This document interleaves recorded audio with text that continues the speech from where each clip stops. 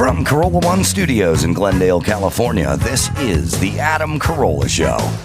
Adam's guest today, Maz Jobrani, and the founder of One Championship, Chatri Sityodtong. Plus, we'll do some news with Chris Loxamana, and now, people are still buzzing about his Met Gala red carpet look.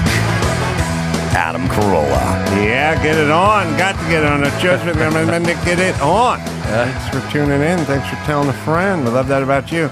Good to see you, Maz. Good to see you, Adam. I got questions. I got a hypothetical for you at the top. Here we go. Max Fatter, you're going to be involved with this one, too. All right.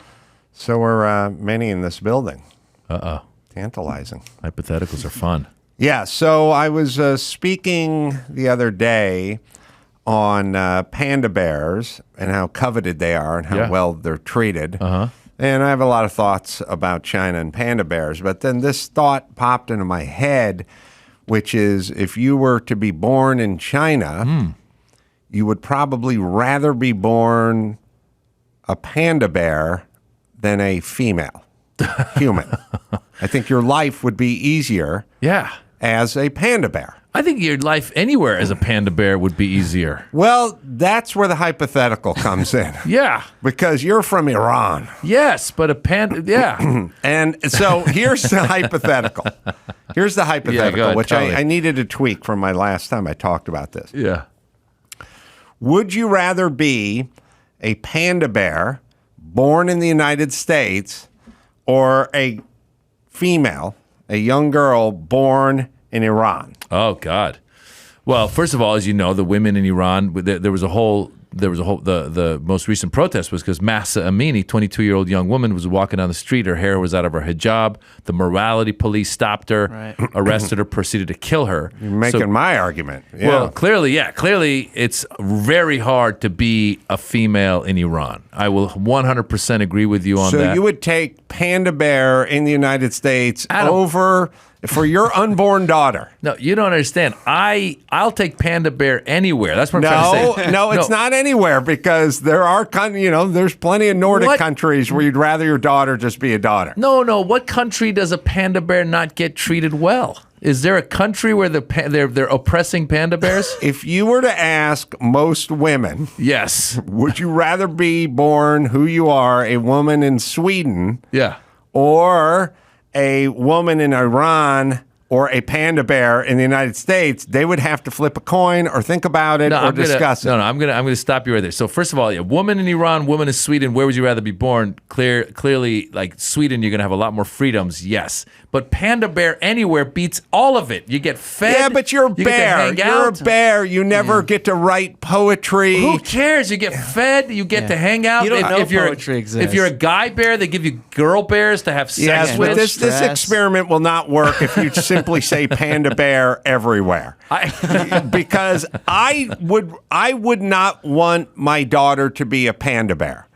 I would rather her be my daughter, but she grew up in La Cañada, California, and we just went to the Stagecoach show, and she's having the goddamn time of her life. But if I thought she was going to get acid thrown in her face for reading, then I might tell her to opt to the panda bear. So that's the experiment. That was Pakistan.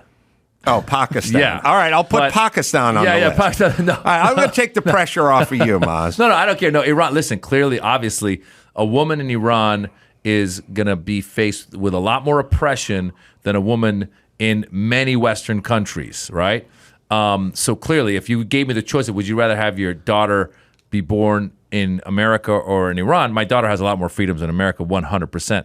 I was just trying to make the argument that panda bears have a pretty good life. That's all I'm trying to say. I agree with you. I started that argument. And by the way, I would say there's a few years in the teenage years where I wouldn't mind if my daughter wore a panda bear. Yeah, just be a panda bear for a few years. I like to be able to switch her over. Yeah, just, a couple years. All right, so for the record, your daughter, panda bear in the United States over female in Iran. Yes, I'll take the Okay.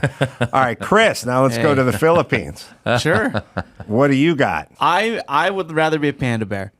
Your daughter. My daughter. I think I unfortunately am like Maz. Like I just think in the United States. Yeah, the panda bear, you're you don't deal with stress. Like regardless if you're a girl in the Philippines or Sweden. No, it's not the Philippines or Sweden. You're going with your daughter in Sweden, Okay, or you're not. I don't know. You got to tell me. I'm going with panda bear In the United States. in the United States. Yes, regardless. Yes, thank you, Oprah. There's stress everywhere. But what I'm saying is there's not acid everywhere or being killed for not wearing the burqa. Right. That's what I'm saying. Yeah, I understand that. All right, but- so you will go panda bear in the United States for your daughter over being born in the Philippines. yes. Okay, I think Dawson. Sorry, you got to find out what I don't know what your heritage is. Neither do I. No, Sicilian Portuguese. Portuguese. Yes. Oh. Yeah. All right. You want to pick one? Well, I Sicily, mean, Portugal? I would take a woman in either of those countries over a panda bear. Over a panda bear. Absolutely. This is enlightening. Well, I think panda bear. You picked the wrong animal because panda bears are cute and they seem to have a good life. If you picked an animal that's constantly being, But he didn't pick panda bear. well, yeah, he went with the He woman went in it. 2 countries, no panda Yeah, bear. And I mean, and look, So don't that's panda not the bears, wrong country. the Don't wrong panda bear. bears just eat these leaves all day and get high? I mean, it's the ideal thing That's a for koala, me. isn't that a koala? You know, It's a koala. It's a Oh, good. okay. It's a good life. I wouldn't. You're always I- taking care pandas, of. koalas. No, but That's what I'm saying. I wouldn't say a sow that was at the Hormel factory in Wisconsin Right. because you're going to get slaughtered. I'm Yes. picking a cush life, but you got to switch to a different species. Yeah. I mean, you cannot. You're not. Guardians of the Galaxy is coming out. Yeah. Think panda bears are interested? No. I got.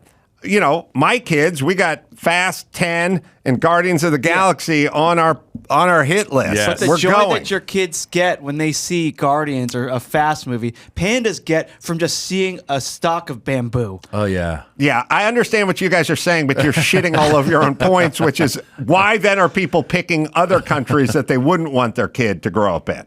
I'm saying I'll take a panda over confused? any country. What I think you should have done is like You'd pick a panda over, so Anyone, your daughter anywhere. born in the United States, either a girl or a panda. You're going with a panda? I want a panda, is what I'm trying You're to say. saying you'd rather check your daughter in for a panda bear. Do you know how much my career would be ahead if I were the comedian with the panda? Can you imagine? He's the Yeah. panda comic. Yeah, that'd You be would- a thing. All right, I'll move on. All right. You guys don't seem to Sorry. want to go along with We this just- experiment, I would- which is super straightforward. Know your country. Know your country. Yes, 2 times. Dawson's country. Yes. Yeah. Byron, where are you from? See if he can figure this one out. Guatemala. Guatemala. Are we going panda, United States, or daughter Guatemala? 100% cute panda. You're going panda. All right. Yeah. Who else is in there? Ben? What's Ben's heritage? I really Elvish. don't know. You don't going know daughter, either. though. You're going daughter and wherever you're from? Any inkling? It's not third world. Probably like German, English, Irish. All right, I so just you're want- going daughter. I just want to point out the white guys where your guys' life is so good. You don't even have to know where you're from. I don't know where I'm from. Mm-hmm. From the moment we landed, it's like, hey Filipino, hey Iranian. That's white privilege right Yeah. there. That's the ultimate white That's it. privilege, not Again- being in a group. Where's But Emmy? also, no one's minority. interested in where we're No one's from. interested in where we're No one from. gives a fuck. Where's That's true. Where's Emmy? Yeah, no one ever asks. Where's Emmy from? Argentina, and I'll go with panda. You go with panda over Argentina? Argentina is not a great. Your regular citizens are not allowed to leave Argentina. Oh, really? They just you won the have to World be Cup. you Yeah, have to the- be born very, very wealthy to actually get out of the country. And I but bet- it's beautiful. Buenos Aires, I one bet- of the most massive cities I've ever been in. I bet you 11 pandas would beat 11 Argentinians in soccer. I bet you they would. They'd eat them. All right. Survival. So you guys can tweet us because I don't know. Like, what would you do? Where would we put Mexico on this? Well, you got to ask the guy. He chose. Well, you had 2 extremes. You had somebody who wanted just women anywhere. Then you have most of the others are all about the bear. Mm-hmm. So even I don't care what country you give me, I'm still going with the bear. All right. We'll not do this with you. I think you need a next better time. animal. It's not. It's an animal that fucking is treated incredibly well, except for your daughter's going to be a bear her entire fucking life. Can you go along with this, or are we just going to stay with this? This is it. I'm just good. bear everywhere. I'm good. Go. Because you're scared of being called something, or No, why? I don't Why won't mind. you- No. I'm honestly saying the bear has a great life. The bear has a great life, not compared to the chick in Sweden because it's a bear.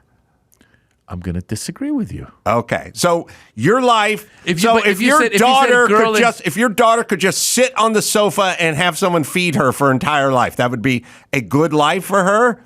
Of course.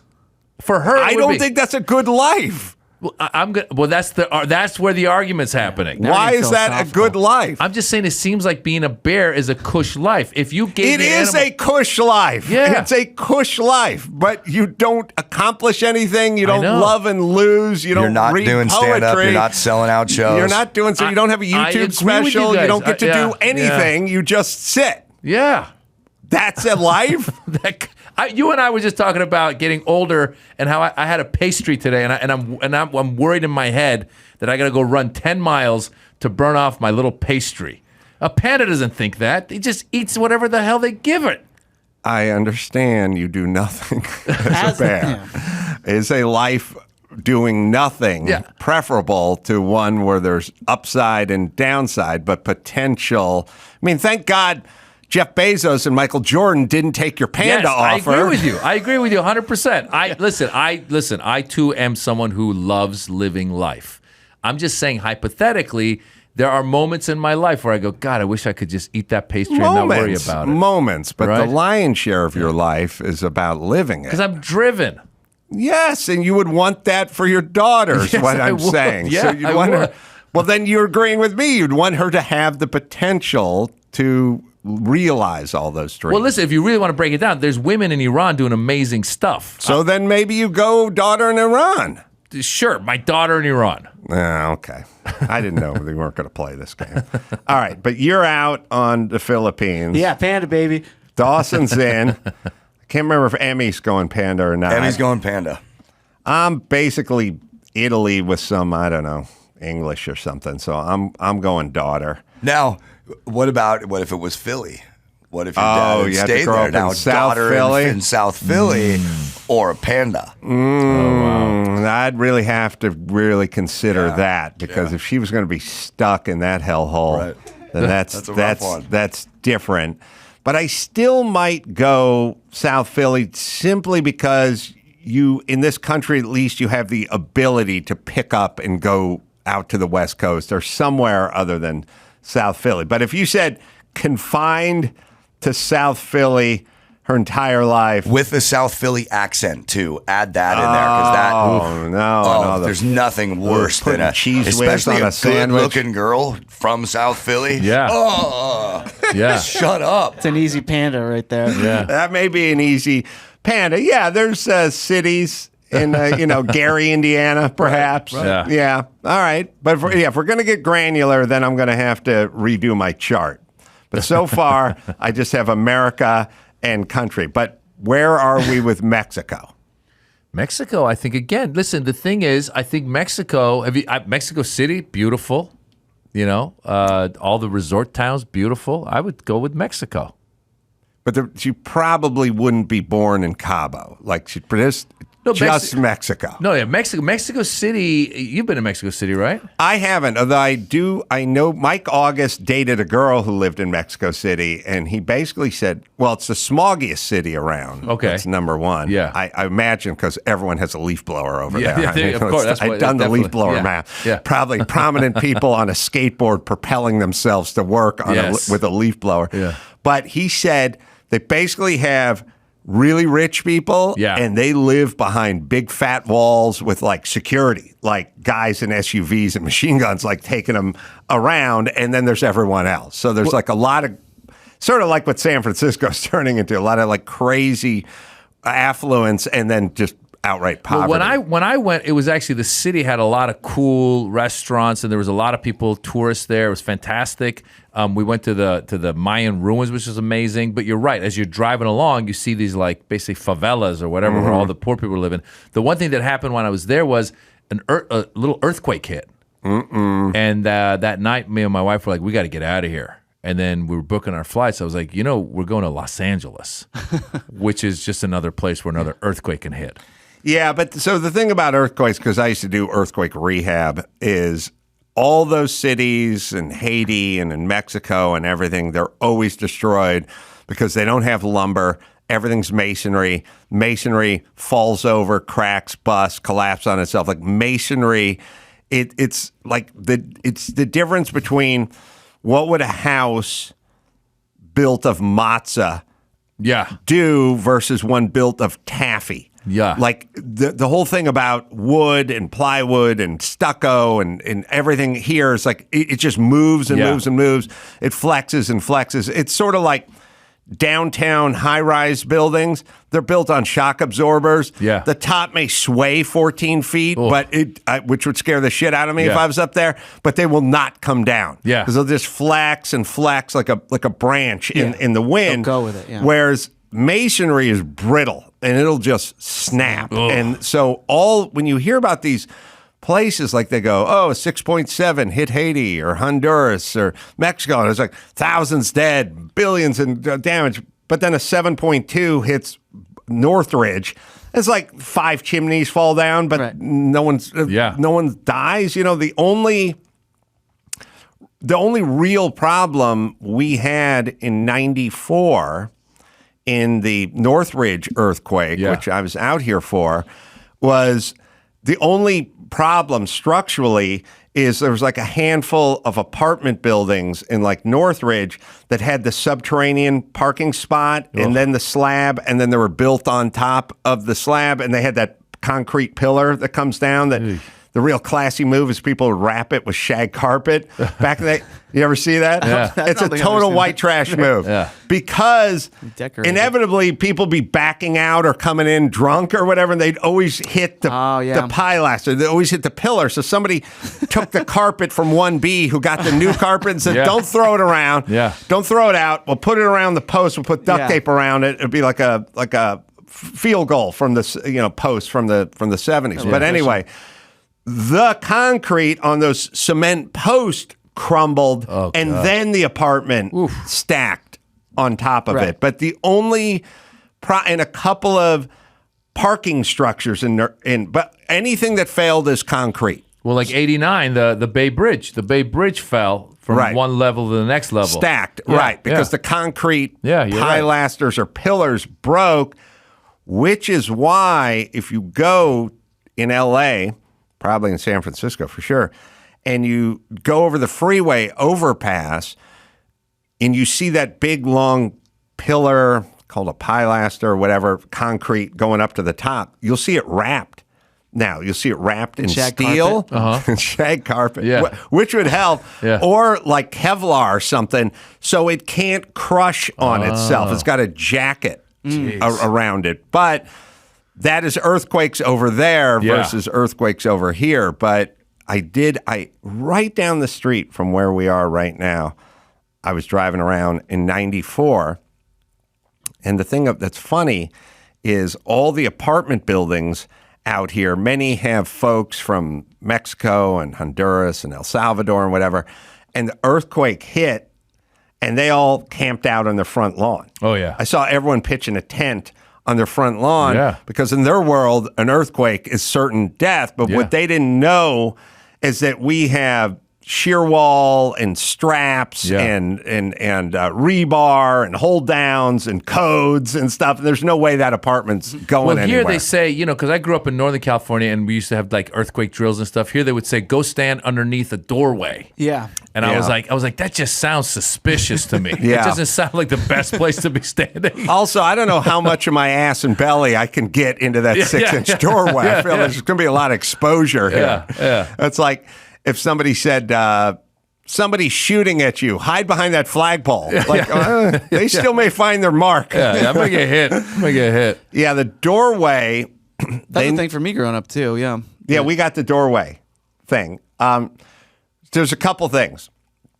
Whether it's COVID or earthquakes or the atomic bomb, leaders have figured out we need to tell people to do shit. Yeah. Even if it does nothing. Even if it does nothing. Otherwise, they'll fucking freak out. So mask up in between bites on an airplane. Just do that. Yeah. You're like, what? Do it. And then do it in a doorway and duck and cover. Like if the Ruskies are launching a missile attack, get under your school desk. Yeah, that's what's confusing about the earthquake is because I was trying to tell my kids, I was like, you got to go under a doorway. And then I was like, I'm pretty sure that's it. And then I Googled it, and then it said, no, actually, if they're in their bed, you're supposed to put a pillow over your head and stay in bed. And I'm going, wait a minute. So which one is it? Doorway, bed, under the bed? Where are they going to? It's there. You're right. There's a lot of conflicting information. Yeah. The doorway has a header above it. Yeah.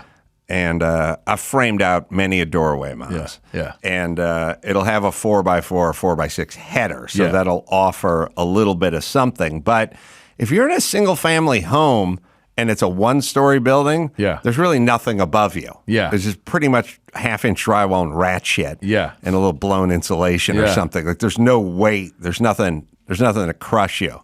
You just said rat shit. It reminded me, I got a rat on my seat. I got to call the rat guy. Shit. You got a rat in your what? In the right above the ceiling where in my bedroom. I keep hearing in the morning, and I'm saying note to self. Yeah. Call the guy, and I forget to call the guy. But you just mentioned it, so thank you for reminding me. I got to call the rat guy. That guy, yeah. I don't know. I've called a few rat guys. They're not all they've cracked up to be. They're not. I know. They have two modes. They have I didn't see a rat mode. Yeah. And then they have you have a rat, and I did everything I could do to get the rat, but you will hear that rat 2 days later. Dude, those rats are so smart. I had to deal. So right when the lockdown happened, I swear to God, I was sleeping one night, and I felt some movement in my bed. And I woke up, and there was a little tiny rat, and it jumped out of my bed, and it jumped down. It was either a rat or a mouse. It jumped down the bed, off the bed, and it went to the door. And I don't know if you know this, they can change their body. They can squeeze underneath the little slit underneath the door. This thing took off, and I go, what just happened? So in my mind, I'm like, I'm going to go out there with a broom and catch it. No way. This guy took fast, off. And I brought, just like you just said, I got my rat guy in. He started trying everything. He brought the regular traps, didn't work. He brought this other thing where he goes, I'm gonna put the food inside a cage. He's gonna come inside the cage, get it, then the cage will close, and I'll take it away. This rat came, got the food, left, no cage close, and on and on and on. Good. Finally, the guy was like, "Listen, I'm done. I've tried everything I can." And he goes, I'm gonna leave you with this one trap that has these sharp teeth, and he goes, just put some apples and peanut butter in there. Yeah. Dude, 3 a.m, I hear click, and I go, I hope that's my wife getting water. I go out, there's a rat with his head inside the trap. Oh my God. And he's trying to get away, still alive. Oh boy. And it was like a scene out of Breaking Bad. I had to go get this rat with blood all over my floors, put it in a bag, and then in a box. It was the most disgusting. And I came back, I had to clean blood at 3 a.m. It was the most disgusting rat thing. blood, yeah. So, yeah, you're absolutely right, Adam. These guys are horrible. Yeah, you caught them. You caught the rat. I got the rat. Yeah. That guy. Yeah. Yeah.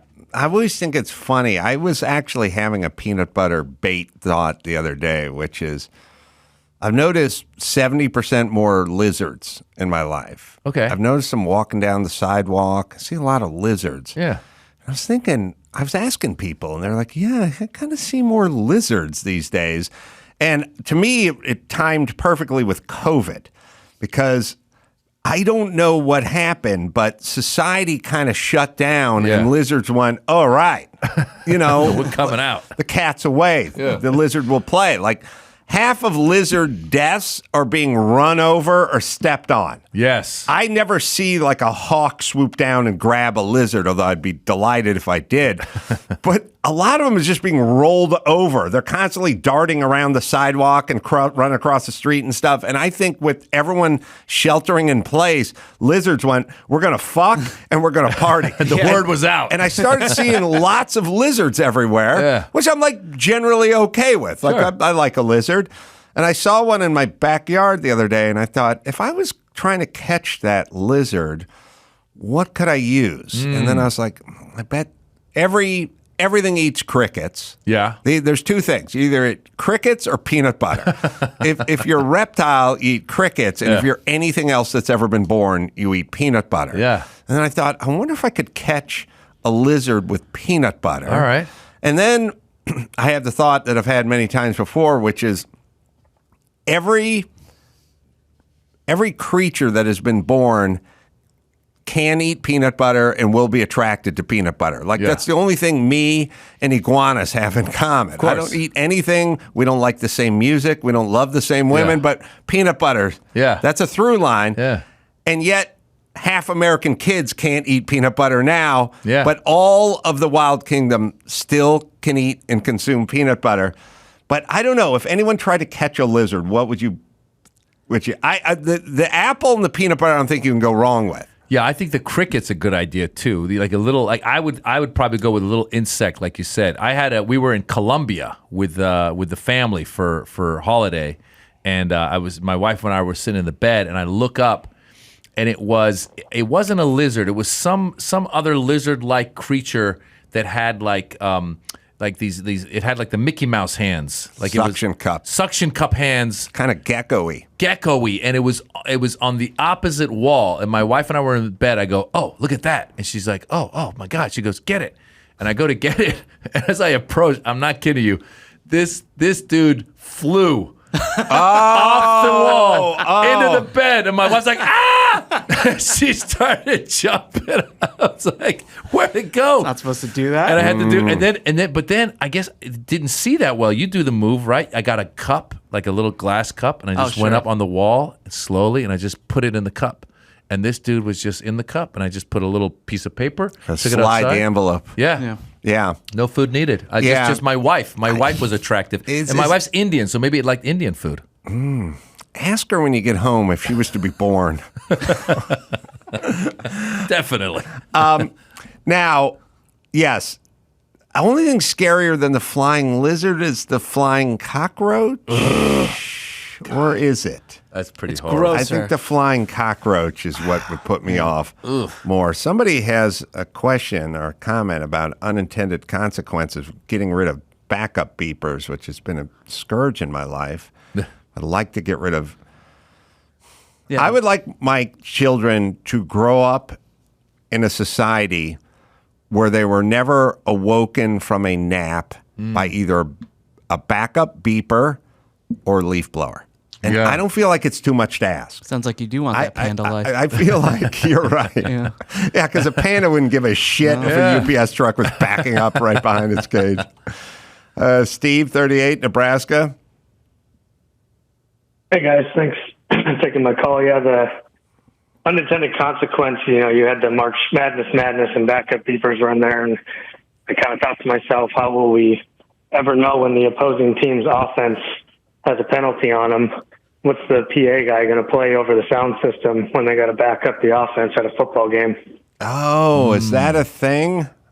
I didn't even know that was so. Let's bring it back. They usually play the beep, beep, beep when the offense gets backed up on a penalty. So they just threw an in route, picked up 17 yards, but there was a holding call, and now they got to back it up 10 yards. Oh, I don't hear that on the broadcast. I'd never heard it. I'd never heard that. I've heard it. You that's can good. hear it through the TV. It's you can? played in the stadium. Yeah. That's interesting. It bleeds through sometimes. Huh. It's weird. I sit around, watch TV, watch football games, and notice everything, but I never noticed that. Well, I think it just proves the point for Steve, or actually goes against this point. We wouldn't miss it because we don't even know it happened. Mm-hmm. Yeah. I mean, if we eliminated it. Yeah, if we eliminated it. Yeah, and also I will carve out certain exceptions in stadiums, like Gary Glitter. He was, I think, a convicted pedophile. Okay. But he still has a hell of an anthem song that is rocked in most stadiums around the world. And I think we can separate those two thoughts. Yeah, you can have a good voice. You can have a good voice. You can play a backup beeper anywhere I'm not potentially napping. Yeah. I will put it to you that way. There's zones. And I will not be napping at the Rams game. So you may play it. But it's a good thought, Steve. I'm glad you brought that up. Thank you for your challenge, caller. Challenge. No one says challenge anymore. Yeah. All right, Steve. How's it over there in Nebraska? It's great. Yeah, it's honestly in Nebraska, the only downside is January and February are pretty miserable. It's gray, it's cold, it's windy. But other than that, the rest of the year is pretty nice. What city are you in? Say that again, sorry. City. Right outside of Omaha. Isn't that where Warren Buffett is? Yeah. And those Buffett's in Omaha. And Adam, in terms of the sweepstakes for your moving to a city, not only do we have a PF Chang's and a Top Golf, but they are within walking distance of each other. Wow. There And you go. I could also bang some young Chiquitas. That's for you, Dawson. You want to finish the song? I'm confused. Come on. He's Man, the little Chiquita's in Omaha. you got it? The name of the show. Feeling good, feeling right. It's Saturday night. Yeah. The hotel detective, he was out of sight. Oh, wow. Yeah. These ladies, they had a plan. Maz, They you may was not out know. to Well, make let's find the song. You don't have to. No idea what song that is. I know. I thought you were trying to You bang get the some bananas. reference? No. No, man. In Omaha, there's a bunch of young Chiquitas hanging around. Is that true, Steve? Can you confirm? South Omaha might have a pretty heavy population of them, but other than that, Well, this pretty is white. this is from 1974. Yeah. You got to go check it. Go check it out, Steve. Do you have any idea what this reference is, Steve? Well, there you go. There's young Chiquitas in Omaha. That's what I've learned from Grand Funk Railroad. Congratulations, Steve. Proved your point. Now we got to find out if there's a Top Golf and a Panda Express. No, So, no, PF Chang. PF Chang's. Come PF on, Chang's, sorry. man. Yeah, my I know bad. Panda was on your mind. What is a Chiquita? I mean, obviously, sounds like a young Spanish Yeah, that's something. what- Probably. But It's probably just slang for chicks, man. yeah. Chiquitas. Let's go get some He's just Chiquitas. giving it a little flavor. Yeah, exactly. Yeah. Could have been a That's the banana. shirtless Mark Farner. Could have been a That's banana. poetic The guy's license. getting potassium. He needs That's potassium right. for the show. Oh, young Chiquita. You guys get that reference? Anyone? What? You got the Chiquita reference? The banana, Banana reference. reference? Yeah. I'm looking for the young kids over here. Ben, Chiquita? No. No. Byron, Chiquita reference? No. No. They don't buy bananas. There's a combination between being born early Yeah. and refusing to learn anything that Yes. happened after you were born. Yes. Or before you were born, I should say. So Yeah. it's a 1-2 punch. But I got the Chiquita Banana. There was a song. Oh, I'm going to let you find the Chiquita Banana song. You guys know that? First off, every product had a song Of course. when I was a kid, and most of your entertainment was memorizing the song for the Oscar Mayer. We talked about it the other week. Oscar Mayer had a song, and Armour hot dogs. If you had a hot dog or banana or anything, an RV dealership, you had a song. Alka-Seltzer. That makes you plop, legit. Plop, fizz, fizz. Oh, what a relief it is. That's all you had, and now In grade school, we used to sing that we were going to go take a crap. plop, plop. See? It was so fun. Yeah, everything has a Chiquita Banana. We'll take a break, but you find the Chiquita Banana song. Now, well, hold on. Don't get over your skis here because you guys pull this shit from the 40s and stuff like that. You got to pull there's a 70s version of the Chiquita Banana. There's a Chiquita Banana woman. She was hot. She was Lando Lakes She's still hot. on there. Yeah. All right. We'll take ourselves a quick break. We got Chiquita Banana songs and news and Maz right after this. Well, let me tell you about Simply Safe. Spring is here and vacation season is coming next. And before you pick up your bags, secure your home with Simply Safe. You don't want to leave your house wide open to these thieves, scoundrels. Only Simply Safe offers Fast Protect technology, which allows agents to visually verify, make sure the threat is real, and convey that eyewitness evidence to 9/11 for fast police dispatch. It'll ship to your door. You set it up in about 30 minutes, no problemo. With financing through a firm, you can pay over time and make installments, the kind that fit your budget. Customize your home's perfect system in just a few minutes. It's simplysafe.com/Adam. Go today for free indoor security camera, plus 20% off your order with interactive monitoring. That is simplysafe.com/Adam. There's no safe like Simply Safe.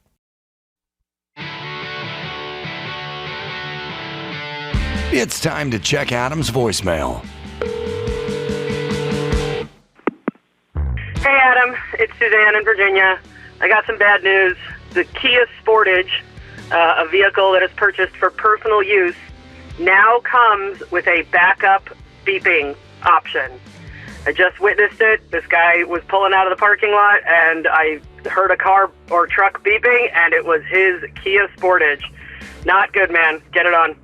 You can leave us a message at 888-634-1744. Well, if she was backing from the 50-yard line to the 40-yard line on their side of the 50, then I could sign off on that.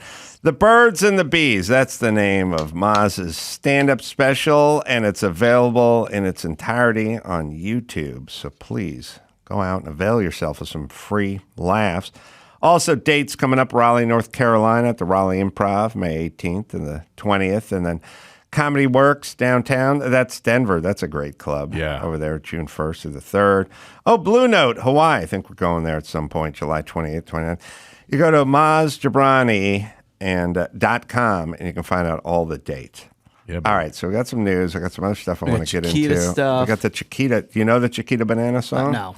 You might know it. Maz, you think you know it? I don't recall it, but if you play it, I might. Just like you just did American Band, I remember that. But so let's see what we got. Chiquita Banana. Dawson, do you know it? I'm on Maz's page on this. I'll probably know it when I hear it, but I do not have no I'm on idea their right page now. Too. All right. No, you're not. Here we go. Hi, Chiquita Banana, and I'm here to reveal the way to spot a great banana is on the peel. Let the blue Chiquita sticker be your guide, and you'll find a better tasting banana inside. People see the blue sticker and think Chiquitas taste better. My sticker says it's better before you bite, and just one taste of my banana says the sticker was right. I love it. Oh, I didn't even know that Never one. heard that one. That's No, probably like I never when- heard it either. That's when I can imagine the executives smoking a cigarette as they're watching the pitch for the Right. song. You know, that's Right. that Like the Mad era. Men, yeah. They're Yeah. like drinking whiskey at lunch, and they're like, "Oh, I like that. Yeah. That'll work." Yeah, catchy. trying to fuck the singer. Yeah, definitely that. Forget it. Does no, the only one I remember is I'm the Chiquita Banana, and I'm here to say tra la la la la la la la la. Same melody? It was the same thing, but they didn't get into a deep dive into the sticker and its significance. It just was like tra la la la la. It was the Carmen Miranda sort of basket on the head. I think they had a live action version of her. I remember the mascot, Chiquita Banana chick. I just don't remember her Well, they song. had, remember that? What was it? There was a suntan lotion that had the suntan girl. Remember they used to travel. What was it called? There was the copper tone tan girls, right? All this stuff, like it was like they all had the girl, They had and then the they would girl. have contests to see who's the girl. Yeah. It was another era. It was. You can't do that anymore. But Well, besides, you couldn't do the Coppertone girl because the Coppertone girl is a 6-year-old girl who's getting her panties pulled down that's right, by yeah. a dog. flash 'em your copper tone tan. It's a knockout. Remember that? Yeah. Listen, you were talking about the references. I realized the lack of, being born and wanting to learn when I mentioned one time from stage, I mentioned Marlon Brando. And then the guy looked at me, he was like mid-20s. And I go, I go, Marlon Brando? He goes, nah. I go, The Godfather? He goes, I think so. I go, The Godfather? Yeah, I think so. I go, And then I go, this guy. And he goes, oh, the rat from Zootopia. That's how they know Marlon Brando. Did he do the rat? No, he didn't Or do this. They Some did guy. him. Yeah, it's called Mr. Big in Zootopia as a rat. Right. Yeah, they're and there's a parodying whole him. generation Yeah. that knows that voice like this. Oh my God. He was the best actor of his generation, and he's known as the rat from Zootopia. And it's not even him. It's someone. Oh. It's horrible. Yeah. Marlon Brando. Oh, Yeah. It's kind of like, oh God. So cartoons would do that all the time. They took the aardvark and the anteater, and the aardvark was Jackie Mason, but I don't think it was Jackie Mason. It was somebody doing the Jewish Jackie Mason. And all the Bugs Bunny cartoons would do all the Humphrey Bogarts and stuff. It was just low-hanging fruit, easy. And it'd be sort of like saying, like, you guys, you know, I go to a comedy club and there's a bunch of 12-year-olds. And then I go, anyone super familiar with Dave Chappelle's material? And they go, no. And I go, all right, I'll just do his act.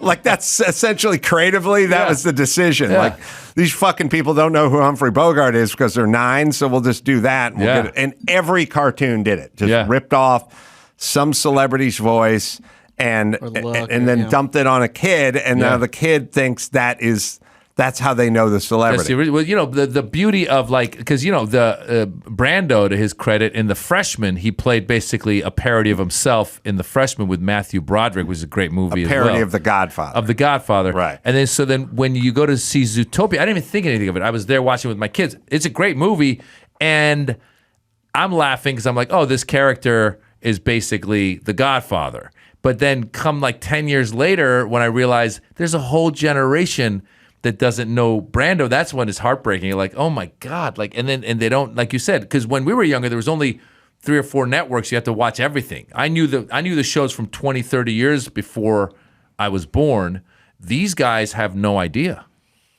I think a lot of it also is a kind of an emotional thing, which is when we were young, the idea was to try to be older. Yes. And, you know, 14-year-old girls were stuffing their bras to try to look older. You know, every 15, 16-year-old dude I went to high school, it's like, see the stash? Yeah, the stash is coming in, isn't it? Yeah. I can't really see anything. No, it's coming in. You know, it's like guys trying to grow a mustache at 15 and a half. Yeah. Smoking, you know, they had candy cigarettes just so 9-year-olds could seem like they were 14, you know? Yeah. Everything was an attempt at older. And if you don't believe me, go watch some of these shows. We've talked about them before. Like, you watch, like, The Love Boat. If there was a 53-year-old woman on The Love Boat, she had a hairstyle of a 55-year-old woman. Yeah. They had old hairstyles. They wore dresses that were buttoned up to their navel. You know what I mean? Now you watch like Vanderpump Rules or The Real Housewives or whatever. Every chick's got Botox, extensions, skinny jeans. 65-year-old chicks walking around in pumps and skinny jeans and hair down to their fucking waist. That didn't exist because everyone wants to be younger now. Back then, everyone wanted to be older. And part of being older was a knowledge base. You had to know who these bands were who came before you.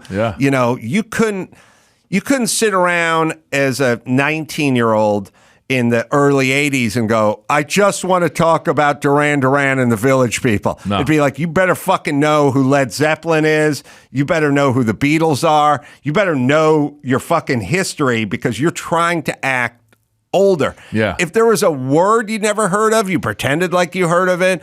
If there was an actor you never heard of, you pretended like. If there was a reference, any reference, now, not only do you announce you've never heard of it, you get angry at the other person who used it as a reference, and then you proclaim that you were born 50 years after them, and why should you know it? It's now turned it the other direction. Well, I've made a point with my kids to actually play music from back in the day because I know they're going to learn the new stuff. I mean, I don't know about you, but whenever I watch, like, my wife and daughter love watching, like, let's say the Grammys or any kind of music award, I feel like the oldest fart in the world. I'm like, I don't know any of these young artists. And then they'll be like, and we're giving a Lifetime Achievement Award to, I don't know who it was. It was like Mary J. Blige or something. I was like, I think I'm that old. I was like, I'm not getting a Lifetime Achievement Award. But I made a point with my daughter now. She knows, like, you know, Marvin Gaye and the Beatles and, you know, you name it, like everybody. You go back and I'm proud of her because she knows that stuff because exactly what you just said. I want them to know. My son, he's 14. I just watched The Godfather with him. We're going to watch Godfather 2. I'm making sure he's not that kid because, as you said, you're right. There's a whole generation out there that just goes down their own little rabbit hole and they're all obsessed with being young. And I got my own influencer that I follow and I don't need to know the history of any of this stuff. Yeah, and the thing about quality, whether you're talking about the Beatles or Marvin Gaye, it's timeless.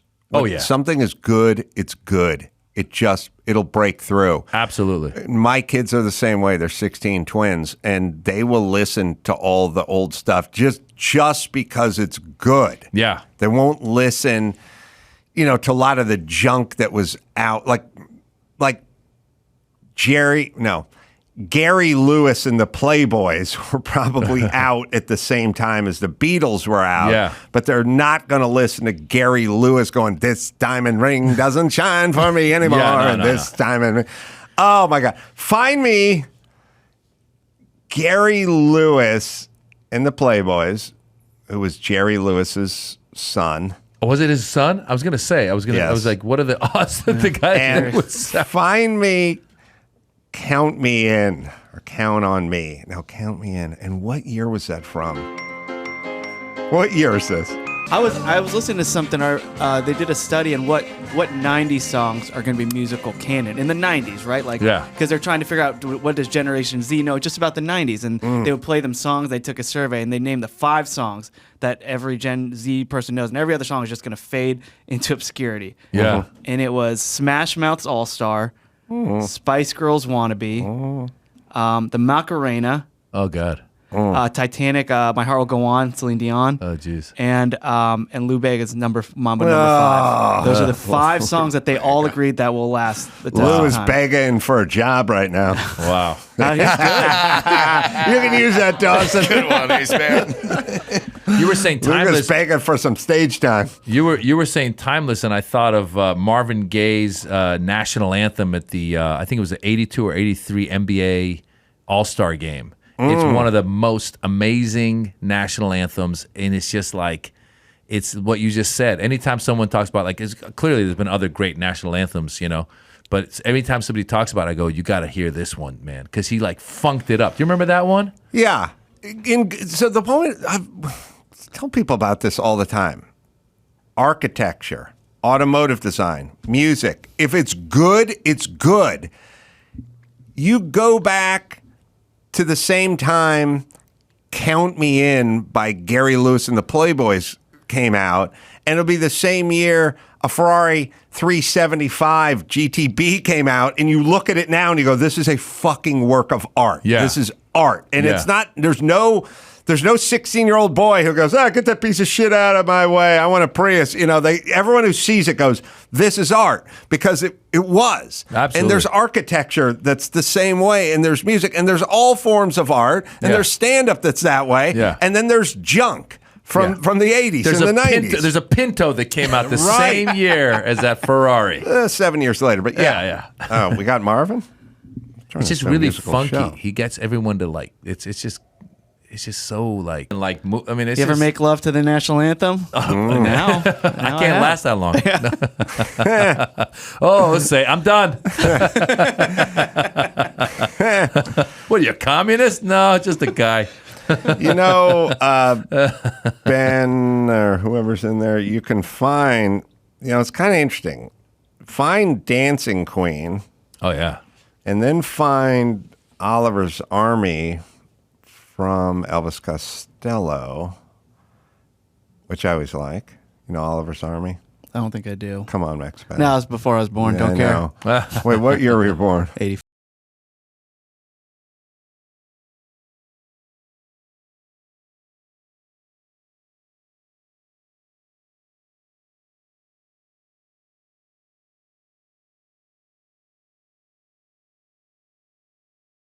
Get Ed Sheeran out of Get there. Sheeran's lawyer. Set up the baby grand in the courthouse. Let's hear it in real time. Oh, God. All right. Costello's keyboardist did acknowledge that they were going off Dancing Queen. Yeah, but Dancing Queen didn't acknowledge they know. were going off of the great Gary Lewis and his Playboys. And back then, it wasn't like a thing, I don't think, right? I mean, people just probably were ripping off each other and just doing it. Well, that's to be fair, that's Gary 500 Lewis- years old. Gary Lewis ripped it off from a black guy. Yeah, somebody ripped it off from somebody. Well, this is like Chopin and Bach and Beethoven and shit. Yeah. Yeah, now you got to actually pay. Now, as a Right. comedian, Paul Mooney used to talk about how a lot of rappers would use clips of his, and he'd be like, they don't pay me, homie, they don't pay me. And I was like, God, like that's kind of sucks, but whatever. And then one dude one time wrote a rap and took one of my jokes and he put it in there. This small guy. It wasn't like some guy that I could actually like go after. I was flattered. I was like, that's pretty cool. Yeah, I would too. Yeah, I was like, that's neat. All right. How'd you find that? He hit me up. He's like, yo, I wrote a song and I used this joke that you did. And like, I didn't think, because again, it wasn't like Drake called me up and told me. It was some dude who's got like his own little like YouTube channel with like 10 followers or something. I was like, thanks How a lot, does a man. joke work in a rap? It's just at the beginning, like when the guy's getting started or something. Oh. And then he just puts like one of your lines from the joke, And then I said, why not? And then Oh, is it actually your why voice? No, it's my. He took the clip from my thing and put it in there. Okay, so like sampled it almost. He sampled my joke. Wow. And I was like, maybe it'll hit and I'll get some fans. Nothing. The other one that was big, there was actually a guy. This one was interesting. So I was in Friday After Next, the Ice Cube movie, the third one. Mm-hmm. There's a moment where I played this character named Moley who owns a donut shop. Holy moly donut shops. And I go, guys, say it with me. It's me, Ice Cube, and Mike Epps. I go, say it with me. Holy moly donut shops. And then Mike Epps goes, holy moly donut shops. I go, ha ha, one free bear craw every lunch. There was this famous rapper who took that from the movie. Now, obviously, I don't get paid at all. That's not yours, right. yeah. And I don't know if he did. Like, this song went, like, at the beginning of the pandemic, people were doing this, like, dance. Holy moly donut shop. I had friends of mine going, dude, my kids, it's a TikTok. It was a thing. Really? And I got like 0 followers. I got 0 acknowledgement. Nobody knew. Nobody credit you? Nobody credited me. Because your voice wasn't on it. It was. No, it was my voice. They took. But I thought they were doing Epps. No, it was me and Epps together. There's and a moment, Ice Cube. So Ice Cube. So in this scene, I say, guys, say so it with me. you're on it too. Okay. I'm on it too. And again, like I said, in my mind, I'm like, oh, okay, if this thing's getting like 100 million views wherever, You should see a little bit of that. I'll pick up 5 followers, 0, zilch. The only way the people knew was, again, guys our age were going, dude, my kids are doing a viral dance. I think we're going to hear it. Look, just 3 more Gary Lewis and the Playboy songs, and then we can get to this. Blueface. That's the guy. Okay. Yeah, that's the rapper, Blueface. Holy moly donut shop. That's me. Say it with me, guys. Holy moly donut shop. Holy moly donut shop. It was huge. Wow. Omar Rapso got a huge bump from it. Mike Epps. Or Mike Epps. Yeah, Mike Epps. Yeah, he got a 10-picture deal out of Yeah, it. that's what it was. Wow. Isn't that crazy? That is, but flattering. Yeah, it's flattering. But again, I'm like, how about a couple? Yeah, I know. Can I see something? So funny. All right, we'll take a quick break. We'll come back. We'll do some news right after this. Hey, it's Adam Carolla. Is your vehicle no longer stopping like it used to? Or does it squeal, shake, or grind when you brake? Don't miss spring brake deals at O'Reilly Auto Parts now through April 25th. You can get 15% off when you buy a set of Brake Best Select or Import Direct brake pads and 2 rotors. Brake Best Select and Import Direct brake pads are engineered for all driving conditions to restore and improve braking performance. With application-specific friction formulas, noise-canceling shims, and low-dust operation. Trust Brake Best and Import Direct to deliver better braking. Don't take a chance on your next brake repair. The professional parts people at O'Reilly Auto Parts will help you find the brake parts and supplies you need to do the job right the first time. Stop by your local O'Reilly Auto Parts today or visit online, O'ReillyAuto.com. Let me tell you about Angie. Angie's List is now Angie, and they've made it easier than ever to get all your home projects done right. I use Angie. Yep, what? You, Adam, you can do most everything Angie can do. True, but I'm busy, and I travel, and I have a schedule. So I'll let Angie do a lot of the stuff I don't have time to do or it doesn't make sense to do. 20 plus years of home service experience, and they're combined with the new tools to simplify the entire process. So make it easy. On the Angie app, just answer a few questions. They'll handle the rest. See ratings and reviews, compare quotes from local pros, and connect instantly. Cross items off the to-do list in just a few taps. Whether it's routine maintenance or a dream remod, well, Angie makes it easy. Right, Dawson? Get your next project done right with the help of a pro from Angie. Download the free Angie mobile app today or visit Angie.com. That's ANGI.com. Well, I love my dog now. I'm telling you, Elizabeth, I walk that dog. When I pick up dog shit, I feel more American than I ever have. That's what we do in America. We pick up dog shit. I feel more American picking up dog shit than when I got my citizenship paper. I pick up the dog shit, I hold it to the sky, I talk to my dad. Father, I finally have a dog. I'm American, Father! Because let's face it, Americans love their dogs, right? They hate their parents, but they love their dogs. A dog shit, they pick it up. The parent shit, retirement home. Maz Jobrani is on the Adam Carolla Show. Funny and true. Yeah. All right, we'll do a little news. Maz will hang out with us. What do you got? So we are just coming off the 2023 Met Gala. Gala. So this is obviously fashion's biggest night. Just a reminder, it's a fundraiser for the Metropolitan Museum of Art's Costume Institute in New York. $50,000 a ticket. Oh, wow. Oof. Yeah, they upped it this year. Yeah. Still sold out, everybody. They said, like, look, we know the price is high, but if somebody wants to drop out, there's 20 people behind them who would take it. So, so there ton of celebrities. So the theme this year is based off of Karl Lagerfeld. He is I love this guy. I know you love. I'm so in love with him. I love his ponytail. I love his driving gloves. Yeah. Exactly. I love his world. So he died in 2019. So the theme was in honor of Karl. Oh, well, you know what? Wasn't he the one who would just sit around and go, "This bitch is too fat to wear my dress. You need to eat. Stop doing the TikTok to the donut shop and do one to a fucking jicama shop, bitch, because you're too fat." Like he would sit around. I love it. I love the foreigners with no filter. Oh, yeah. You know what I mean? Like the foreigner, like the first gen grandma who comes over. Sure. And you bring your daughter's friend. It's like, you are cute. You're so fat. Why are you fat? You must stop. You must never stop eating because if you're so fat. Yeah, you know, like there's no foreign filter. It's a second language insult. And you just have to take it because you're like, all right, she's how he is. Yeah. She's 71 and she's not her first language, but there's something.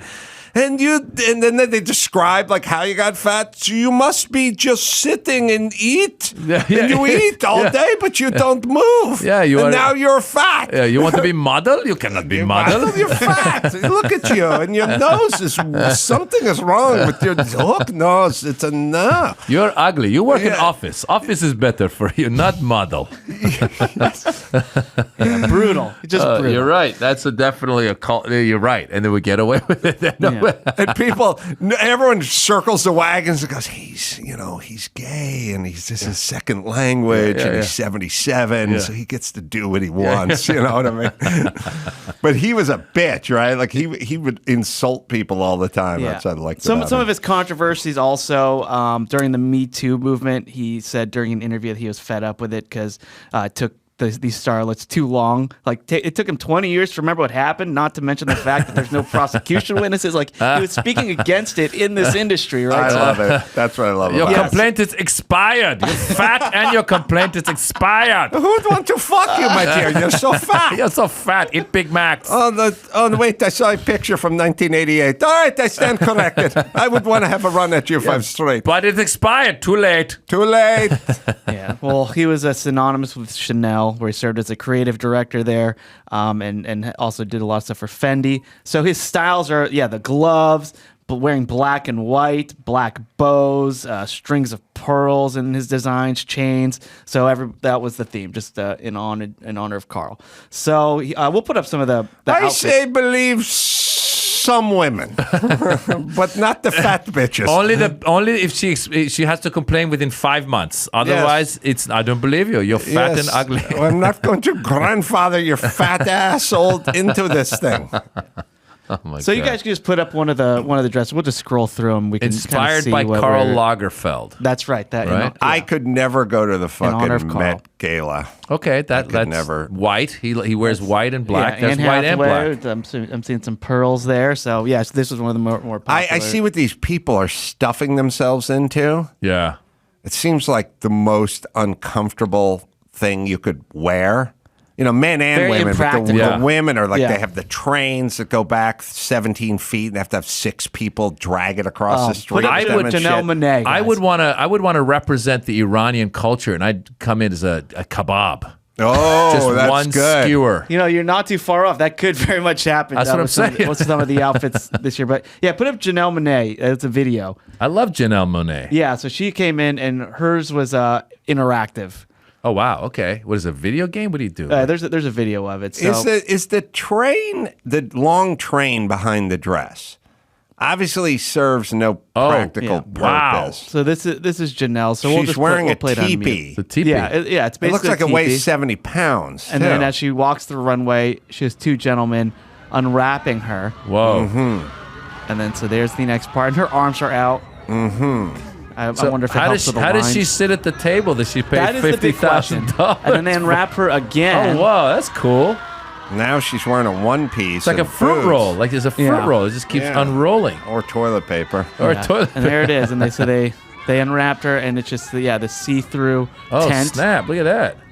Yeah, That's it's the cone your dog wears around its head after it gets the belly surgery Yeah, shit. with a one piece. Oh wow! under Look it. at this. Now Oh, she's hold pulling on. it over her It's head. a hula hoop. Yeah, it's interactive. There Whoa. are different poses, different moves she had to learn, I'm sure. That's pretty dope. You know what that says? That says I'm going into the next galaxy. I'm going through a black hole. Let's not saying work something. race It's saying a into lot. this. Right. So, and you guys can just scroll through more of the All right, more of the outfits here. it's turned ridiculous. Well, you want to see how ridiculous it turns. So, Chopette is Carl's cat, and there were some tributes to Carl's cat as well. is Lagerfeld's- Karl Lagerfeld gay? Look at that. Yeah. Oh, I, know, I saw that. That's Jared Leto. This is Jared Leto. Yeah, Jared Leto just came in dressed as a cat. I need to figure out if Karl Lagerfeld is gay. That's what I we'll should find do. out. If as a Persian cat. See, yeah, that's the hairless ones, right? I'm just saying, if I'm paying $50,000 for a ticket, I'm getting something that I can sit down in and eat that meal. Right. I'm getting as much Yeah, of the food no, and beverage the as I can. whole- Yeah. That's Lizzo the whole was very point. critical of last year's event Yeah, because she there wasn't There's any food available. It's the same at the buffet in Vegas. You pay $23. Your job's to eat $24 worth Yeah. of food. Yeah. That's how it works. You got to break even. Yeah. Yeah. So there's Jared Leto. So this is like almost like an exact replica of the cat. He had it made by like some movie studio production company or something. And then Doja Cat. It's already in her name, so she did her makeup and came in dressed like she his changed cat the as cat. well. All right, And so- but some artists were really fed up with Carl because of him against the Me Too movement, and also he once dressed him all in both yellowface and blackface, according to BuzzFeed. So they actually wore pink, and Carl hated pink. Oh. So they would come in wearing Who pink. wore and the this is pink? their- That's a slap on Carl. This is their protest. All right, hey, But he's listen, dead, so he bitches. isn't- It's a tribute to Lagerfeld. If you don't like Viola him, then Davis. fucking keep your $50,000 and don't show up. There's that You don't too. have to show up and protest. Yeah. It's By the way, same. Doja Cat is like one of the most famous people on the planet. I wouldn't know if I saw her. I wouldn't either. No, but But I think she's really funny. She's really funny on like Twitter and stuff. Okay. was Lagerfeld gay? That's probably easy to Google. That's probably easy to Google. That's what I've been asking. Yeah. All right, so it's so much work. It's so impractical. Yeah. It's so uncomfortable. You're right. All I want to sit down and see how much I can get into that $50,000 worth of shrimp and Chardonnay. That's just You know what I mean? caviar somewhere. I'm going to find the top shelf whiskey. I'm going to find the Langostino, and I'm seeing if I can eat my way and drink my way back to zero. You guys have Wagyu beef, Wagyu A5. Right. I get 100 pounds of that, please. Yeah, 50K. Come on. Oh, I would show up in one of those giant hoop skirts and have pouches inside of it and just see if I can get 80 pounds of Wagyu beef out of there. And shrimp. Oh yeah, Show 'em with Janelle else should have that with a dress? cooler. Bring a little picnic cooler. Well, the cooler would be under the hoop skirt, and I'd just be, Carolla's been in the buffet line for 2 hours now. That's a skirt. Don't mind me. Don't These mind outfits me. need to be functional. They need to be catered to your to go. Oh my God. All right, Lagerfeld, gay or not? It's got to be Looks out like it. there. Looks Looks like he's gay. This dude, I forget his name. He's a really funny dude. He's on that. There you go, Harvey Guillen. He's on that the vampire show. You know that vampire show? I vampire? mean, there's 186 Which vampire one? shows. Yeah. The one, the one where it's like it's a false reality, fake reality show where like they're living together. What we do in the shadows. Yeah. What we do in Oh, the yeah, that's shadows. really funny, Oh yeah. my God, it's funny. And this dude's really funny in it. All right, so here's my point. First off, Lagerfeld, he's gay, he's old, It's unfiltered. he's rich as shit, and every woman would love to be dressed by him. Yeah. So he can say whatever the fuck he wants about women. Gets away He can with say it. whatever he wants because he doesn't want to fuck them. Yeah. He's got way too much money to be canceled, and Yeah. no matter what shit he talks, there's always going to be a line around Oscar season for Yeah. him to put an ensemble together for them. So that's where the filter goes out the window. Yeah. And he's foreign. Oh, yeah. So Oh, he can forget say it. he can say whatever the fuck he wants with his accent. That's number one. Yeah. Number two, the dresses and the outfits and the cat suits and everything like that. I could never do this because putting on a blazer and a button-up shirt to me is like, oh God, oh my God. That's a What if I bad get thought. into a street fight? Oh, yeah. What if I think I'm fucking handle myself with these leather-soled shoes? Yeah. And I got to walk in these shoes all the way out to the car? Yeah. The fucking ankles are killing me. Like, I'm such a puss that if I go into my sock drawer and I'm out of the shorty socks, Yeah. the little ankle ones, Yeah. and there's just the tube socks, I'm Yeah. like, oh boy. This is a big deal now. I'm going to have to sit down. Yeah. And I'm going to do the thing where I I know. roll Oh, it yeah, down and I try to thread it, but it's upside down. Yeah. I don't think I'm going to work today. Yeah. Fuck Yeah. this. How do you tie this tie? If socks are bridged too far, Yeah. then the hoop skirt and the cat outfit, that's a no-fly zone. I could And never by do the it. way, all that stuff is not cheap. That I'm like you, You're right. Adam. If I get a nice suit and I go somewhere with it, the whole time I'm at this fancy place, I'm like people are coming up to say hi. I'm like, oh, just keep your distance. I can't spill anything. I don't Right. want to ruin this suit. It's an expensive suit. It's not even yours. It's not Right. that cat outfit that Jared Leto had must have been thousands of dollars. It's a white cat. Oh no, I'm good. Thank you. Yeah, thousands, tens. I'm But good. probably fetch a pretty penny up on eBay or bring a trailer or Yeah. something in Yeah. 10 years. People would pay for the Leto. I'll be cat seeing that suit. on one of the auction sites. Let me ask you guys about the train on the dress Oh yeah. with the ladies. Yeah. Because they're getting abnormally long. Yes. Now, obviously, zero functionality to the train. You're Yeah. just picking up cat hair and acorns and shit as you're dragging it across the street. disgusting. You know? I am telling you, the women women love the notion of 5 other bitches who have to carry their shit behind them. They fucking love it. You've never seen a dude wearing tails that had 2 dudes holding the tails up as they were like walking. It would make me uncomfortable to have 3 dudes or walking behind me carrying my shit. They love it. Yeah. That's why they invented the train. Yeah, that's the Like, job. hey, bitches, get behind me. Enjoy my farts. I'll be taking pictures over here. Yeah. You put a mask on. Yeah. And just carry my shit around. Someone's got that on their tax return. Occupation: dress carrier, Yeah. This is why train carrier. this is basically the rapper who employs the doobie roller. Yeah. It's like, you can fucking buy pre-rolled doobies. I like the fact that I employ a dude whose job it is to roll me joints. I like the energy spent on it. I like where that says I am. Yeah. And I like the idea that I got these bitches walking behind me holding half of my dress up. Well, they have to follow me through the whole fucking I'd party. be interested to know what created the train. Was it that someone was making a dress and they had a little extra fabric and they're like, well, let's just add it to the. I don't know what to do. The wedding's tomorrow. I got all this extra stuff. I got to cut. I got to sew. Just give it to them. Bridget will carry it. Give it to them a little long, and someone will carry it, and then it just became a thing. I think it's kind of the ladies in waiting and the seconds, the whole kind of hierarchy. Like I'm the queen. Yeah. I'm the princess, and you, Cinderella, you are the ladies in waiting. You wait till you get in the dress, but while you're waiting, carry half my fucking dress. Yeah. And you just walk behind me with this train. Yeah. And we'll know who you are and we'll know who I am. By the way, we've created technology for suitcase. Back in the day when you were traveling, you had to lift your suitcase to go. Then eventually they got little rollers on the heavy suitcase, horrible rollers. They were tiny rollers. You'd be pulling your thing along, the suitcase along, could barely work. Now I got this dope-ass carry-on suitcase, beautiful rolling. I looked around, everyone's rolling. They got to get rollers for these dress trains that just smoothly roll. But that defeats the purpose of having the 3 chicks walk 11 feet behind you for the entire night. Bitches in the back. Smell my farts. Smell my farts. All right. My God. So not for us. Yeah. But I was watching it. That's funny. Yeah.